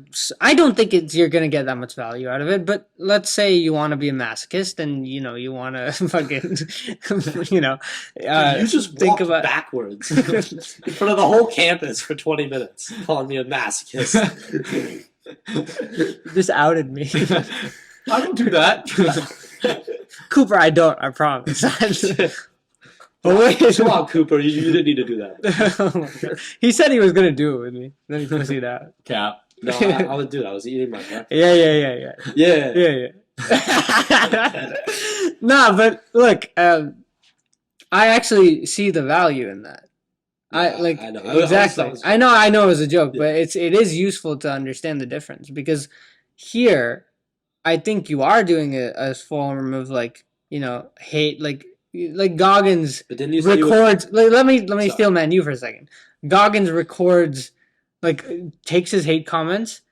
Do you know about this? He makes comments call me a little bitch. That's why I'm out here running at 3. No, he would never do that. Oh, okay. But he voice records comments, like hate comments. He reads them in his own voice, and then during the run, he listens to them. I like that. Legend. No, he's such a fucking legend. But See, that kind of drive and motivation, fine. If you want that, I just don't think it's healthy. I don't think Goggins is healthy. Yeah. I don't see him as a healthy form of living. All right, he sees himself as an example to follow. But Yeah, I mean, considering he was like pissing blood, yeah. yeah, I feel like that's not super healthy. Yeah, We could talk about him for a whole podcast. Yeah. Like his ethos, what he's developed just by himself. Like he's developed a philosophy just through living through hardship. Like his ideas come from the struggle, which is so crazy. Like it's just a different thing. Anyway, getting back to this, he does that, right? So if you want to use that fuel and fire, but I don't think something constructive should be presented in a constructive way. Otherwise, you're not going to be able to perceive it as you want to. You don't think I can develop that? No, Why I not? don't. Because I think that hate's going to catch up to you before you develop it. I think it's going to affect you in a way that In an irreversible way, though? because if you numb yourself to that, then you kind of numb yourself to something else, which is it's something like I don't think you can only numb yourself to that and not numb yourself to positivity as well. Do you get what I'm saying? Like you won't feel as much satisfaction from positivity if you can just ignore the negativity. You need that. Is that really a problem, though? Because I feel like in a perfect world, I just don't. Yeah, like, you have zero ego. Yeah. This goes to your. Like, I don't care if someone said my hair is that good. a problem? Why would I care about? Like, I shouldn't care if they. No, but maybe that's a bad example. If there's like something. They say Sometimes- great podcast, Cooper. This changed my life. Well, that's. This is a choice. I've talked about this. We've talked about this. Where you need to watch my first video. Because there's a bit of that. Cooper, go click off this one. Go watch that one. All right, come back. Where can you have the good without the bad, and also is getting rid of all of it a thing that's desirable? And I mean, you have to make that choice. But for me personally, I would like to feel the satisfaction of someone saying, this podcast changed my life. Why do you think that me reading hate comments would desensitize me to that? Well, if you're able to not get affected by the hate comments, it means that I'm just dropped your ego to the point where you don't associate with any of the comments, which means you can't associate with the positive ones. At least that's the theory. I see. Which is the whole question that I brought up before. But why do I... Remember, ego is the enemy? Like, yeah. Is it always? It's not about why is it so important. Is it always it's just important? what about what's important to you. Is it important to me if somebody... Because, forget the good podcast example, because that's a little different, because that has, like, information-based implications, because if someone tells me someone says this podcast changed their life, that's, like, information for us as to how to go about doing the podcast. But let's say somebody told me I have, like, a nice... your eye color is... But that's not the only... Wait. That's not the only thing you... Look, you have an emotional connection to your podcast eventually. Hold on. I understand that, but I'm trying to take that out so we can zero in on just emotions. Because someone tells me that they do or do not like my eyes, there's not much I can do about that because my eyes are pretty fixed. Do I need context? Okay. I'm joking. Go on. Pick anything. Plastic surgery. Yeah, exactly. It's like, shut the fuck up. But also, like, not really, because it's more about how much I don't like your bone. Can I finish? Someone, chop. I don't like your DNA. If someone they can genetic model. You ever heard of CRISPR, bro? Yes. If someone says that, do I really need to feel the satisfaction of, like, if someone frames that in a positive way? It's not about need. It's about what you want to. I would like to personally feel the satisfaction of someone saying, this really affected me, because they're doing... do it with his example, though. Like, do it like... But that would you like to... Why, though? Would it be important to you to feel the satisfaction of, I like your eye color? But that's vanity. That's not the same. But take out the information of it. Take out the rational. Because if someone says they like your podcast, you can't. This is why I was trying to interrupt. But there's an important difference because he's saying like if you receive a comment like that, like it's different to know like you actually affected someone's life. No, it's not. It's positive emotion. If you can't feel negative emotion, you can't feel. Let's say it's a hate comment. I hate this podcast. This is deeply disturbing to me. I would like you to stop. You shouldn't take that seriously, you're saying? I'm not saying anything right now. Okay. I'm in his paradigm of not taking the emotion in there. You're just looking at it rationally. You're like, okay, I'm just going to examine if there's anything in here that's hateful. I'm not saying don't take in the emotion necessarily. I'm just saying recognize that it might be a little frustrating, but I think that would just be unrealistic. Like, I don't think everyone should just have a cold heart about everything. I'm just saying, yeah, this might make me a little upset. What can I take from this? And at the end of the day, it really shouldn't bother me too much because they don't know me. Okay, here's my hypothesis. It won't just bother you a little bit. But why can't I develop that skill? What? Well, you said about... attention. Well, if you where your attention goes, your view of importance goes. It's like a human heuristic. Well, also I'm saying sorry. I meant the other thing you said. Where which one? If you develop that skill of not taking that emotion in, it's gonna go the other way too. Yeah. And you can decide. We're going in circles a little bit here, but that's my bad. But no, that's okay because that's okay to understand this. It's important because it's not. This is hypothetical, right? We're speaking from a position of ignorance a little bit here, but that's the only way we can explore this. If that positive emotion, and it is positive emotion, regardless of whether you're talking about, this was a great podcast, so pride in the podcast. You look hot, bro. Like, and pride in your looks. It's like the underlying emotion of positivity is the same, and if you're separating yourself from that, if you're detaching yourself from taking that emotion in, that I don't think is something impossible to train. But you have to understand what you're letting go with that. And there's more reasons I want to get into why I don't. Can I say difference with the two examples? Because one of them is actually changes the way that you act. So if I have I feel like I can experience the positive emotion when I have the satisfaction of knowing that my actions are validated, not like petty validation, but like real validation that matters. Yeah. That is different than, well, this is something that I can't change. That just but I'm saying you have to look at it. You're trying to look at it on like here's what you're doing. I think you have a seesaw here and you have a seesaw here, and you're trying to compare this part of the seesaw to this part of the seesaw.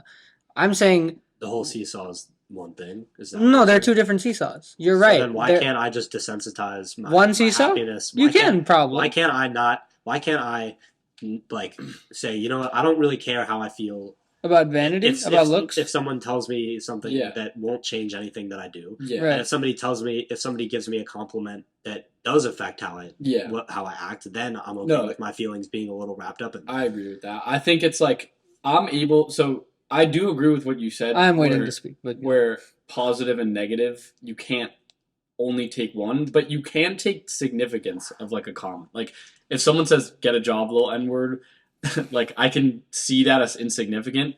Even if someone said a positive spin of that, like, or let's say they said "I don't like your hair," negative spin, "I like your hair," positive spin. I sort of don't have much importance on both of those. Yeah, sure. If someone says, like, remember that comment I showed you? I understand what you're saying. On YouTube, he was like, man, I hate when the YouTube algorithm recommends videos to me with this little views, but this is one that I clicked on that I actually enjoyed. Sure. Good job. Yeah. And that comment really felt, right. So, and if there was a negative version of that, I would feel that too, because it's like actually. Yeah, so that's what I'm talking about. So that's what I mean. Okay, look, I'm not too sure that you can separate the two, but let's assume you can, because I'm not even talking about that. Yeah. Let's assume you can. I'm not too sure, but let's assume you... Of negative and positive, or of the two different seesaws. Insignificant. Insignificant versus insignificant. Okay. I'm not too sure you can just separate that, because that's not... I don't think it exists on a spectrum. But I'm saying, let's say someone... Why do you think it's important to not take in hate? Well, of any type? Do you or think no significant? Of the insignificant type, do you let me go further back. Do you think it would affect you if someone said you're ugly and you take that in? If I took, yeah. Right. So do you think it would affect you if someone said your podcast sucks and you took that in? Yeah. Right. So this is what I'm talking about when I say if you keep your ability to take in positive emotion with regards to your podcast, you keep negative emotion with regards to your podcast as well. I don't know if I'd view your podcast sucks as, I don't know if I'd put that in the while we're grouping them. I don't know if I'd put that in the significant category though. Like if somebody gave me a reason why it sucked and gave me a logical line of thought as to is your podcast. Bro, you would still contemplate. Yeah, you would think about like later that day. You'd be like, man, does it suck? Should I not even do this? And I can go further. I'm not saying I'm good at this yet, but I'm saying that's where I want it. I think I could pretty easily get to a place where. Yeah, but then I don't think you're that. My podcast sucks. Why? Okay, yes, that hurts a little bit, but why does it suck? Let me think for a little bit. Well, the audio was shit. The battery is low. Yeah, no, come. to speak, I mean. Yeah. So. What I'm trying to say is it would affect you if someone said we don't need to go with your podcast sucks, because if you see that as a personal insignificant insult, which I still don't think you'd be able to, because when I say you're not a completely rational person, I mean that because we've seen so many people online suffer from hate, and if they could just understand the fact that, if something's not constructive to me, I can just ignore it. I agree. Right. But let's say another person says, and this has happened, this podcast is deeply harmful to society, and I think you should stop doing it, and, please stop. Well, what about that? Like how would I feel about it? Yeah. I mean, yeah, I would certainly, it would be a little traumatic probably. But I would try to react. I mean, but then again, that is in the significant category though. Something right. That I'm okay with feeling trauma associated with hearing that. And I'm also okay with when somebody says something really, really positive, when someone says the complete opposite of that, of feeling immense joy.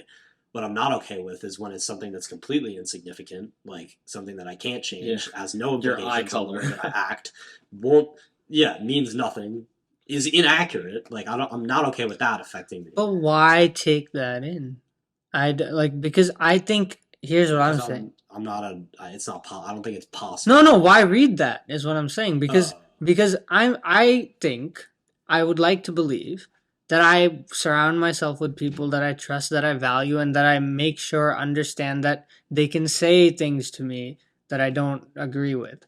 And I think if I was doing something truly harmful to society, they would tell me.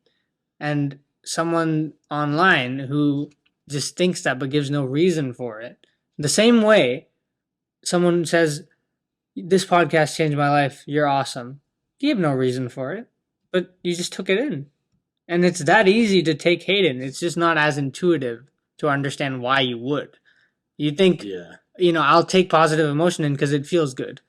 Why would I take in bad emotion? But you do.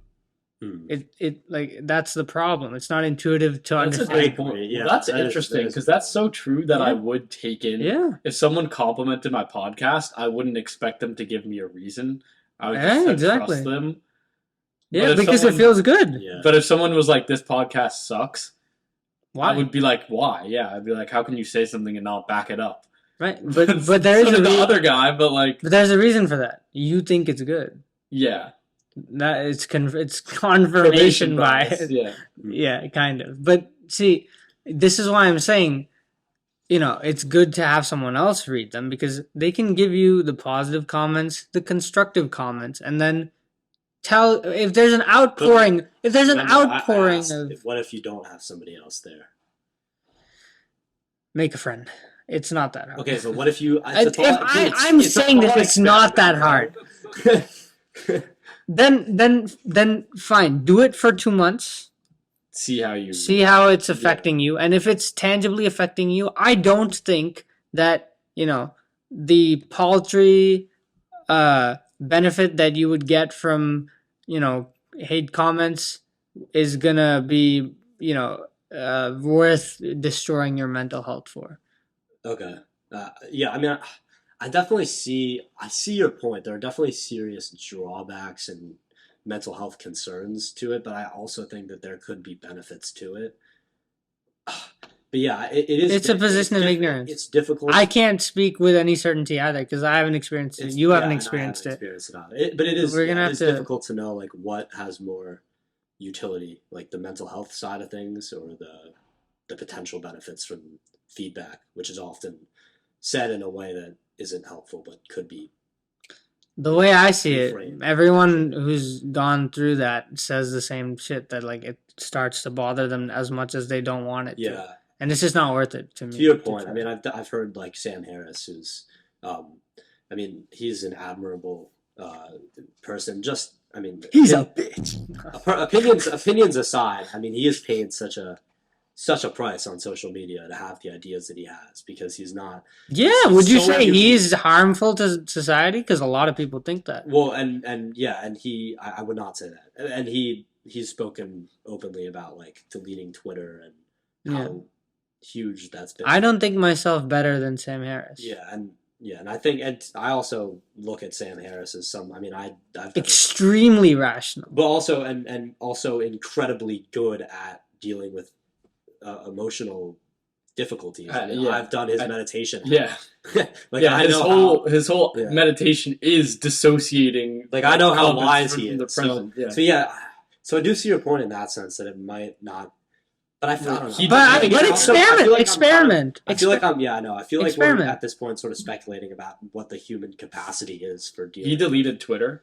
I don't know what his situation is with that now, but I remember hearing him on. Why did he delete it? Talking about. I believe because it's a cesspool. But if you get into controversy on Twitter, people are just gonna pile on regardless because of what we're talking about. And this is what I'm saying. When you general hate comment, and then when you try and extract meaning from that, it's like you.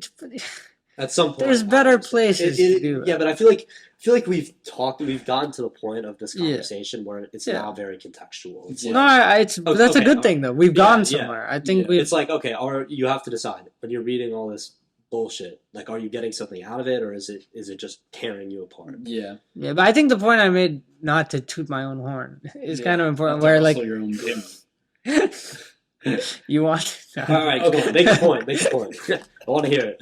The thing I said about the fact that you take in joyful information, without questioning it, but you do take in hate as well, and it's not intuitive to understand why.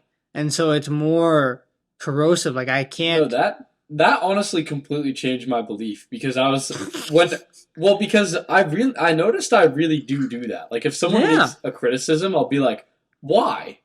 Why do you think that? And then sometimes people will be like, why are you getting so defensive? And I'm like, I'm not defensive. I just think you should back up what you say with reasoning, which to me sounds completely reasonable. Until I remember that if what they said wasn't criticism, I wouldn't be asking for a reason. So maybe we should start asking. Maybe when someone compliments, if they're that's so distasteful. Like if someone's like, "Wow, like you look really well dressed today," and I'm like, why do you think that? It's like, okay. Well, no, I don't know. I do it sometimes. I do that sometimes. I don't want to make it sound like that. I'm more so saying, like, I want to know what it was that made me look good on that particular day, just as much as I want to know what made me look bad on the other day. It's better sometimes to know. Sometimes people just think you look good. What was that? This is what I keep trying to see. I think you're just taking I think you understand what I'm saying, but not the significance of it, really. When I say you're not a purely rational being, and you're not going to operate like one either. Yeah. You're not going to be able to just take in the information you want and like throw out the information. And maybe you can train yourself to get there, but I don't know what cost you're going to pay, and I'm worried about that.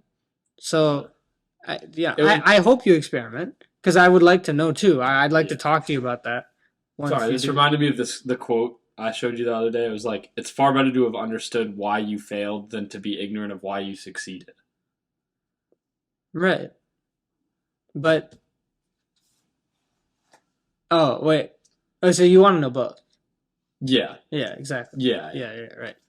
But we But don't. yeah, exactly. The point is that people too often are ignorant of why they were called. Let's say someone compliment, oh, Yeah. great presentation. Yeah. Thanks. Why? Terrible presentation. Why did you think that?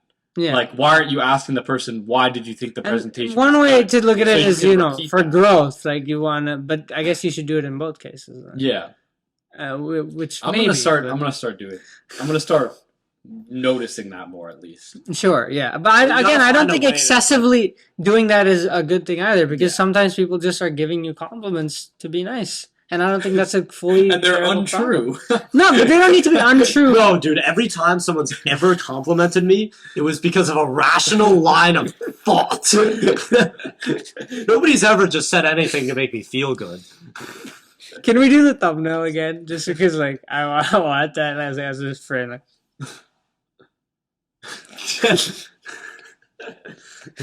oh man, no, but what you said about that change your perspective, like that thought is not something I've ever had before, and it was birthed through the tension of ideas during this podcast. And this is why I love this form of communication so goddamn much. Not even, well, beyond that, like I just created so much for myself to think about before. Well, I'm still like reeling from that. Yeah. I'm gonna have to like unpack that later, but just this small thing is a prime idea of the like. I agree. You guys disagreeing with me forced me to try and conceptualize something that Yeah. you know would. I think the most important things you don't know are the things you didn't know, Right. and I didn't realize that I did that. And I didn't realize that was important. I didn't know that I didn't know about that, and I'm glad I thought about and it. I knew it, but I didn't know it was important. Yeah. I just thought like, but then I have as to with wrestle the with tension of I it, feel like I just have to wrestle with the idea more. yeah. I don't know.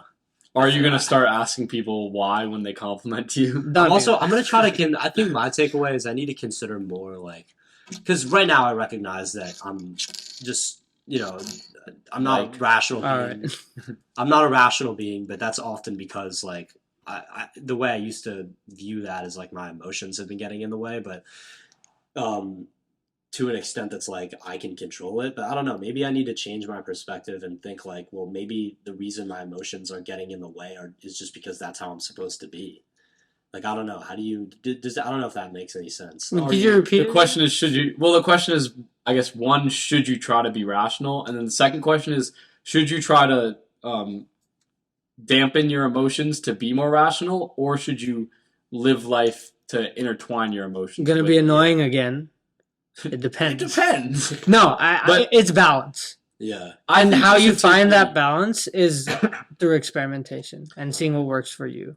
Because what works for you is not gonna work for him, and it's not gonna work for me. Like I don't see any value in that. I don't want to take that risk because there are a million. Like I can say, why aren't you boxing? There's value in that. Mm-hmm. Why are you reading hate comments, bro? Box. Like, Yeah. which do you think is gonna be more valuable Yeah. for him?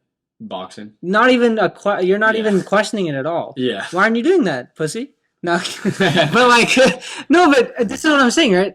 But maybe to you, just the idea of going through that and experiencing that is something appealing to you. You want to see how you react. So I'm not completely disavowing that, but it's not enough of an argument to say maybe it's valuable because there's a million things that are valuable. So you have to choose. Yeah. Make sure you understand that you're choosing to do that. So you're just And- saying that That's a good point. because of other opportunities, this, the cost of reading the hate comments. For me. Okay. For me. But if you choose to do it, and I think this will be useful to buttress you against the hate as well, understand that you are choosing to do this. Yeah. This is a dangerous thing. There's enough people that have gone through it. If you respect someone like Sam Harris and someone like Jordan Peterson, who's gone through the same thing, and they're telling you, this is not where Joe Rogan literally always says, don't read the comments. Stop. Like I have enough people around me. Yeah. But that doesn't mean you shouldn't do it for yourself. Uh-huh. Because I want to talk to you if you end up doing it and like understand how your experience was. Who knows if you're ever gonna get? I know. First, I need comments. Go comment. Cooper. Make sure you comment, Cooper. Then we can talk about hate comments. Yeah, for every million comments, you might get 2. Yeah, I think you should set it up in the way that Atomic Habits or Nudge sets it up, which is that. Those are books, by the way. Which Cooper, is that, make sure you know that. Which is that you have to inevitably realize, like, right, idea of Atomic Habits is like, well, like, there is such a thing as willpower, but everyone is going to get to a point where they're not going to be able to utilize it to its as much as possible. Can't be a complete. And really what you need to do is just set up your environment so that you can make the habit easy. And I would say the same with the mix between emotion and rationality, which is what I try to do, is I try to give myself specific outlets when emotion wouldn't help me for me to be able to like express them without in a setting where rationality isn't required. Like maybe like go sit on the bench in the morning and look at the sun and whatever emotions you're feeling, just allow yourself to experience them or whatever it is. I think we're getting close to the end. What do you guys think? You want to keep going, or do you want to go to lunch? Do you guys know what this is?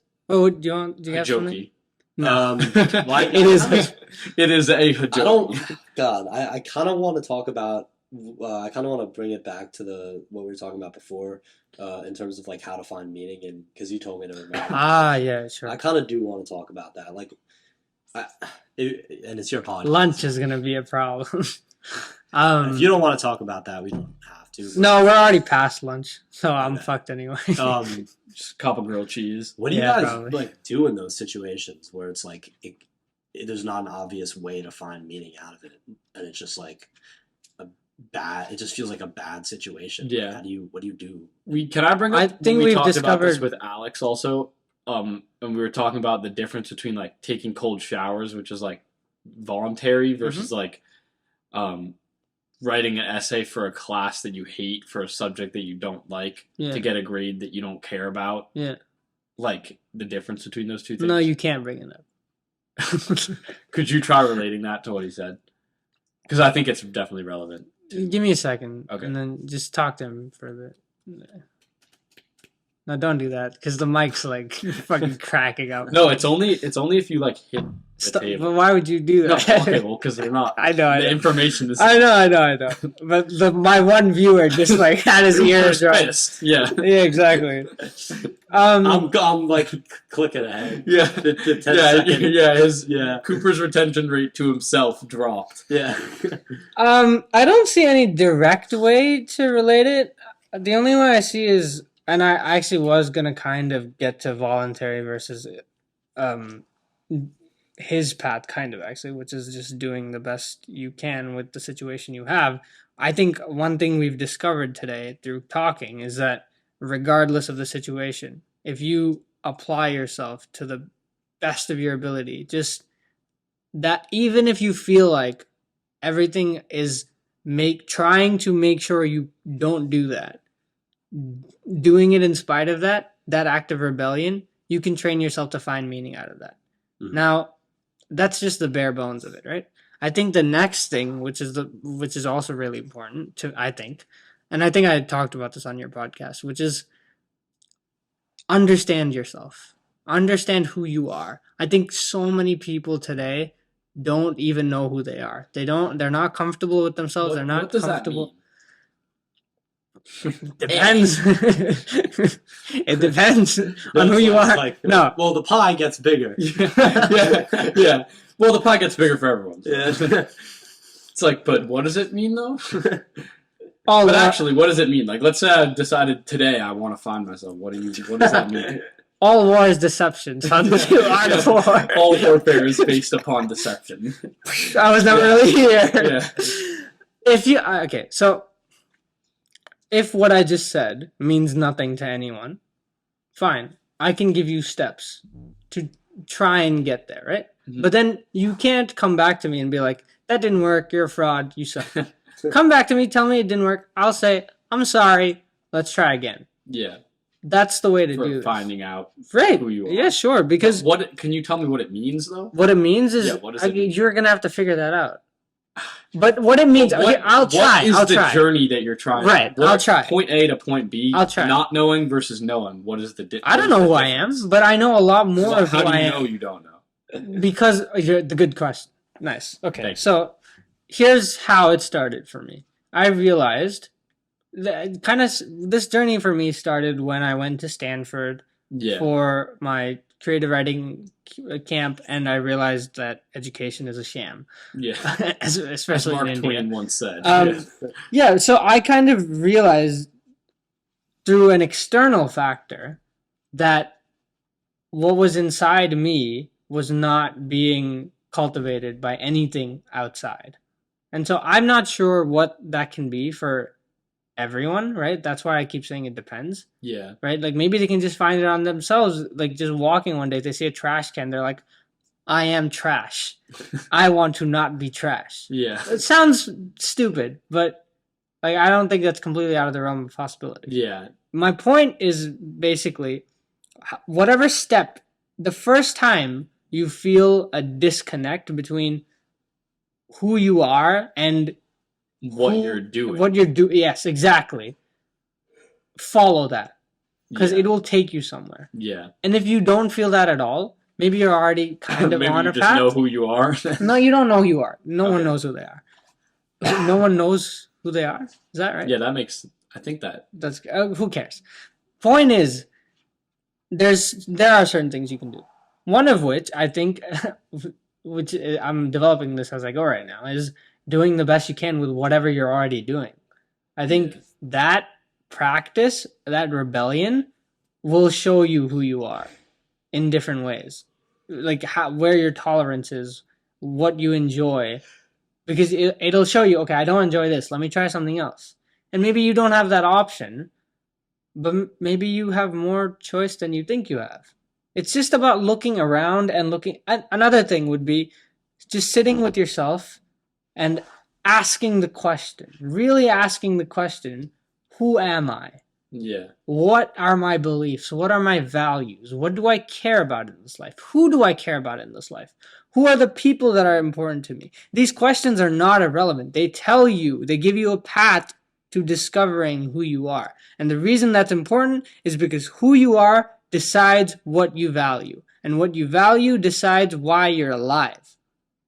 You need a why to bear the how of life. Yeah. And for that, you need to discover who you are. Yeah. And so everyone's path for that is different. And that's what makes this amazing, stupid ball of dirt cool. Yeah. Unlike Mars, that piece of shit. Yeah. Fucking that water, that's sucks, it. Yeah. Exactly. That other ball of dirt. Me and my homies hate that ball of dirt. Exactly, bro. Because I'm sorry I can't... Look, if you want a playbook, right? Here's what I'd say. Sit with yourself and ask the questions. Debase yourself. Say, I don't know who I am. Let me ask myself. And if you really think about that for 10 minutes, let's say, you will come up with something. You might not come up with a concrete answer of who you are, but what do you like? What do you value? What do you think about in, daily life? Are you asking a question? Yeah. Why? Can you talk about why what you value determines why you're alive? Because if you value something, and that can manifest in different forms, obviously, right? Like if you value a person, to see them grow is your why, to bear the how. Okay. If you value a career, a passion, a project, that's your why, to bear the how. Okay. So what you value comes from who you are. Yeah.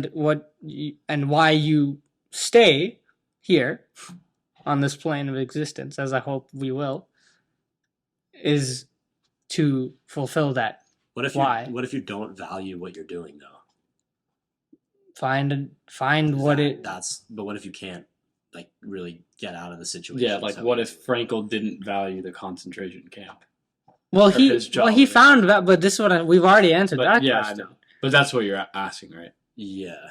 Well, so if you can't if you have no opportunity at all, then find value in the rebellion. Okay. And just being, and again, I think you need to find out who you are. That step is important because Frankel knew who he was, and he could. His meaning was found in sticking to that, staying true to who he was. Do you understand what I'm saying? Yes. Like, this is so complicated. Yeah. This is so. No, I understand. Yeah, this is so. It's because we have to be completely theoretical. Yeah, we can't experience this. We have options, and I'd say most people have more options than they think. Yeah. Yeah. Yeah, that goes to what we were talking about yesterday. I know. When it was like, no, I have to get this good grade. It was like, have to. Choose to. Yeah. Yeah. Yeah. It is actually, that also did shift my belief a little bit. How often people say have to. Yeah. When they I started seeing choose it. to. Yeah. Yeah. I started seeing it, and like it's just an easy way to give yourself an excuse to do something you don't want to do, and it's like, fine, if you want to do that thing that you don't want to do, fine, but don't tell me you have to do it. Yeah, unless you don't really pretend have it. like it's like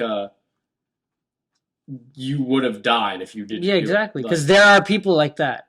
Yeah, and you associating with them is a problem. Yeah, you are not that person, and according to Frankel, even they have a choice. Yeah, to be who they are, or be true to who they are, to stick to their values. Yeah. So if even they have a choice, you have a fucking choice. Yeah.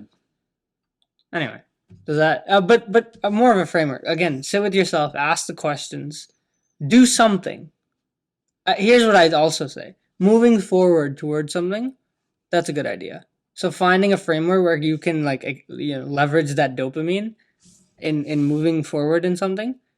Take up martial arts, learn jiu-jitsu, learn boxing, go to a place that will beat you down and humble you, but allow you to grow and allow you to move forward in something. And if nothing else, it'll show you that you can do it, even if you choose not to do it in this specific field.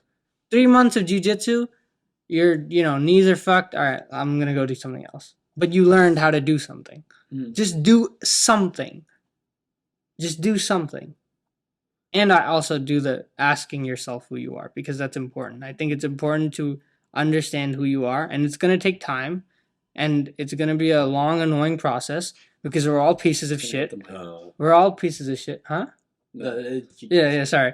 It's we're all annoying, and we don't want to, because inside we're ugly and despicable and dark, but we're also everything that can change that. So figure out who you are first. That's what I'd say. Anyway, did you got anything else regarding that?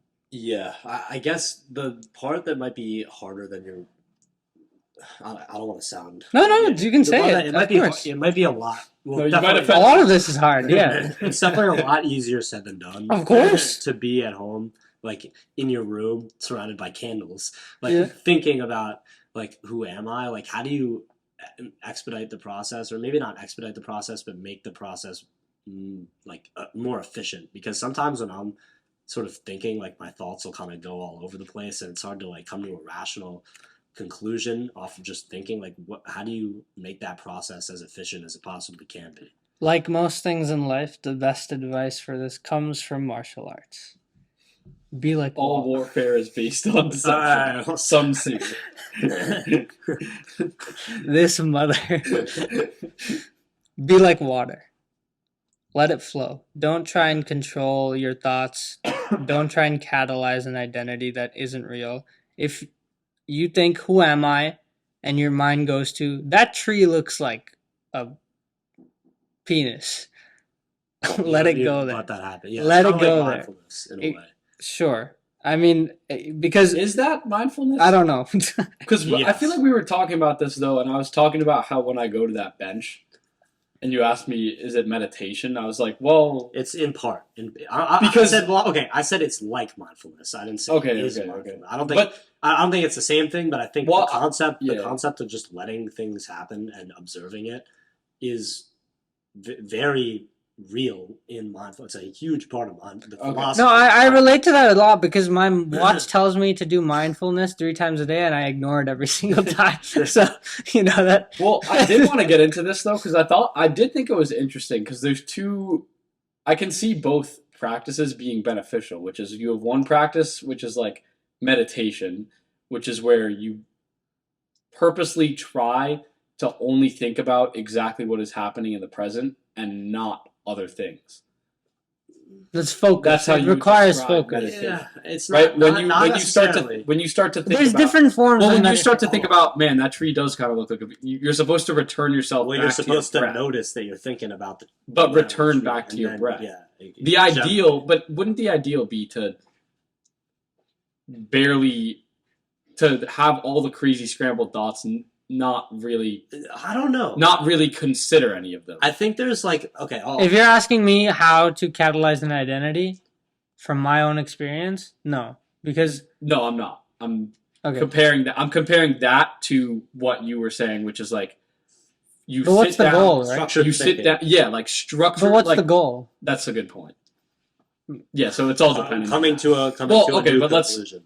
But about identity, about anything. Who you? Maybe identity here. Well, there's maybe different... even let's just say trying to come up with interesting ideas. Like I always cite it for like people. Then just let the mind flow. The best thinkers often say like their best idea came to them doing something mundane and boring. And I think that might be the structure where you give yourself the opportunity to be bored and let your ideas flow for one to come up that is good. Sure, but I'm trying to extract this to someone, like I think Cooper was trying to get at the point that I know. Some people don't have the time to meditate or just have a view of meditation that's, kind of seems stupid. Yeah. Fine, then you can just think about who you are while you're doing manual labor, while you're doing the dishes. Just ask yourself the question constantly. Well, my question was more like how, I mean, you kind of answered it, so never mind. No, I want to know. My question was more so like, how do you make sure that your thoughts actually take you somewhere and not just go in a billion different directions? Let them go in a billion different directions. So then what do you but do? just keep asking the question. Keep asking the question. Okay. And you'll come up with an answer. It's not going to be the answer you want. It's probably not going to be an answer you like if you don't already, know who you are, kind of. Know what you're about, know what your values are. But that doesn't mean you can't grow. Yeah. Accepting who you are doesn't mean you can't change. That has nothing to do with it. You talked about this online. Right, exactly. Go listen. No. Upgrade thoughts. Shout out. Cooper, go and listen to your own thoughts. Yeah. No, but I think asking the question is something almost nobody does. And I think debasing yourself, because it is embarrassing. It's like, of course I know who I am. My name. My profession. Yeah. No.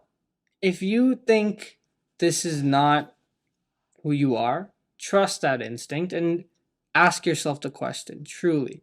Who am I? What's important to me? Who's important to me? What do I find valuable on this planet? Where am I drawn to when I look around? And I promise, if you do it enough, you'll start to see answers. Anyway, are we close to... I think that will suffice. Close to wrapping up? All right. Do you know what this is? No. I got to stop doing the table thing. Chaos and order. This is not chaos and order, no. So... Intro to Japan. No. This is a badge. This is a badge that I won like 2-3 days ago in my Japanese lab class.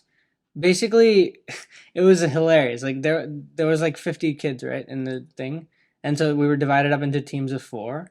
And it was basically a vocabulary quiz on one of those like online quizzes where you have to tap the answer fast. Out of like 4, you'd have like multiple choice. Yeah, exactly. And so our team was kind of just joking around, right? Like we weren't taking it seriously. We were like 9th place after like 5 questions. Yeah. And then we started realizing this isn't really that hard, and you just have to tap it like really fast to get it first. So once we did it once, we were like, holy shit, we got 3rd place. And then we all started getting really competitive. Yeah. And I'm really competitive. So if I think I have a chance at something, I'm gonna make so I was like I don't know, we were all feeding off each other's energy. Yeah. And on the last question, we overtook for the first place to become first. And we came back from like 8th place. And it was so insignificant, right? But not to me, because I had a lot of fun doing it. And it was just something that we, in an unspoken way, started to care about. Anyway, the teacher invited us up to the front, which was, again, really cool, because it was like, we didn't care about this shit, but now all these people that did care are like seething. Yeah. And she asked us to choose from these bunch of badges, and there were 4 different types, right? And the 4 represented strength, mind, spirit, and Soul. well, that's kind of like spirit. Okay. But one fourth one, which is what this is. That's what I chose. Can you guess? If you get something along the lines of it. Say it again. What? Peace. No. Wait, say the other 3 again. I don't know why I pointed at your fingers. I'm not sure if these were it's something along these. Okay. Wisdom. Strength, mind, spirit, and this. I think it was those 3. I didn't get a good look, but it was something along wisdom those is a good lines. guess. No, that's mind. Like Motivation. something along the lines of like the world and like something bigger than yourself. Unity. That was a lot of ideas. Okay, I'm just gonna tell you. Okay. Loosely translated, this is dream. Oh, okay. Why'd you choose that? I'm not sure. But the way I see it is the apogenin. Well, I'm drugged. The apogenin messed me up. Because the L-theanine primed the subconscious mind. Yeah. No, I don't mean dream as in, the dreams you have as when you're sleeping. For me. Dude, that's what I thought you meant. Well, if you're talking about L-theanine, I'm joking too, bro. Come on. No, I was joking to the joke, bro. I got double. Look, I'm trying right now as much as I can to stick to following my dreams, my passions. Yeah. And this podcast right now is kind of a representation of that. And you guys made that possible right now. So I really appreciate it. Thank you. I'm not G-locking you because I'm not going to do the standard. We got to come up with our own wacky thing. All right. If you want to, it's up to you. But that's why this actually kind of does mean a lot to me now, even though I got it 3-4 days ago. And so I'm just trying to say thank you for letting me do this. I'm gonna end the way I end normally though. I don't have I need my quote book. Your quote? Oh yeah, because it's on my phone. Oh. Do you remember any of them?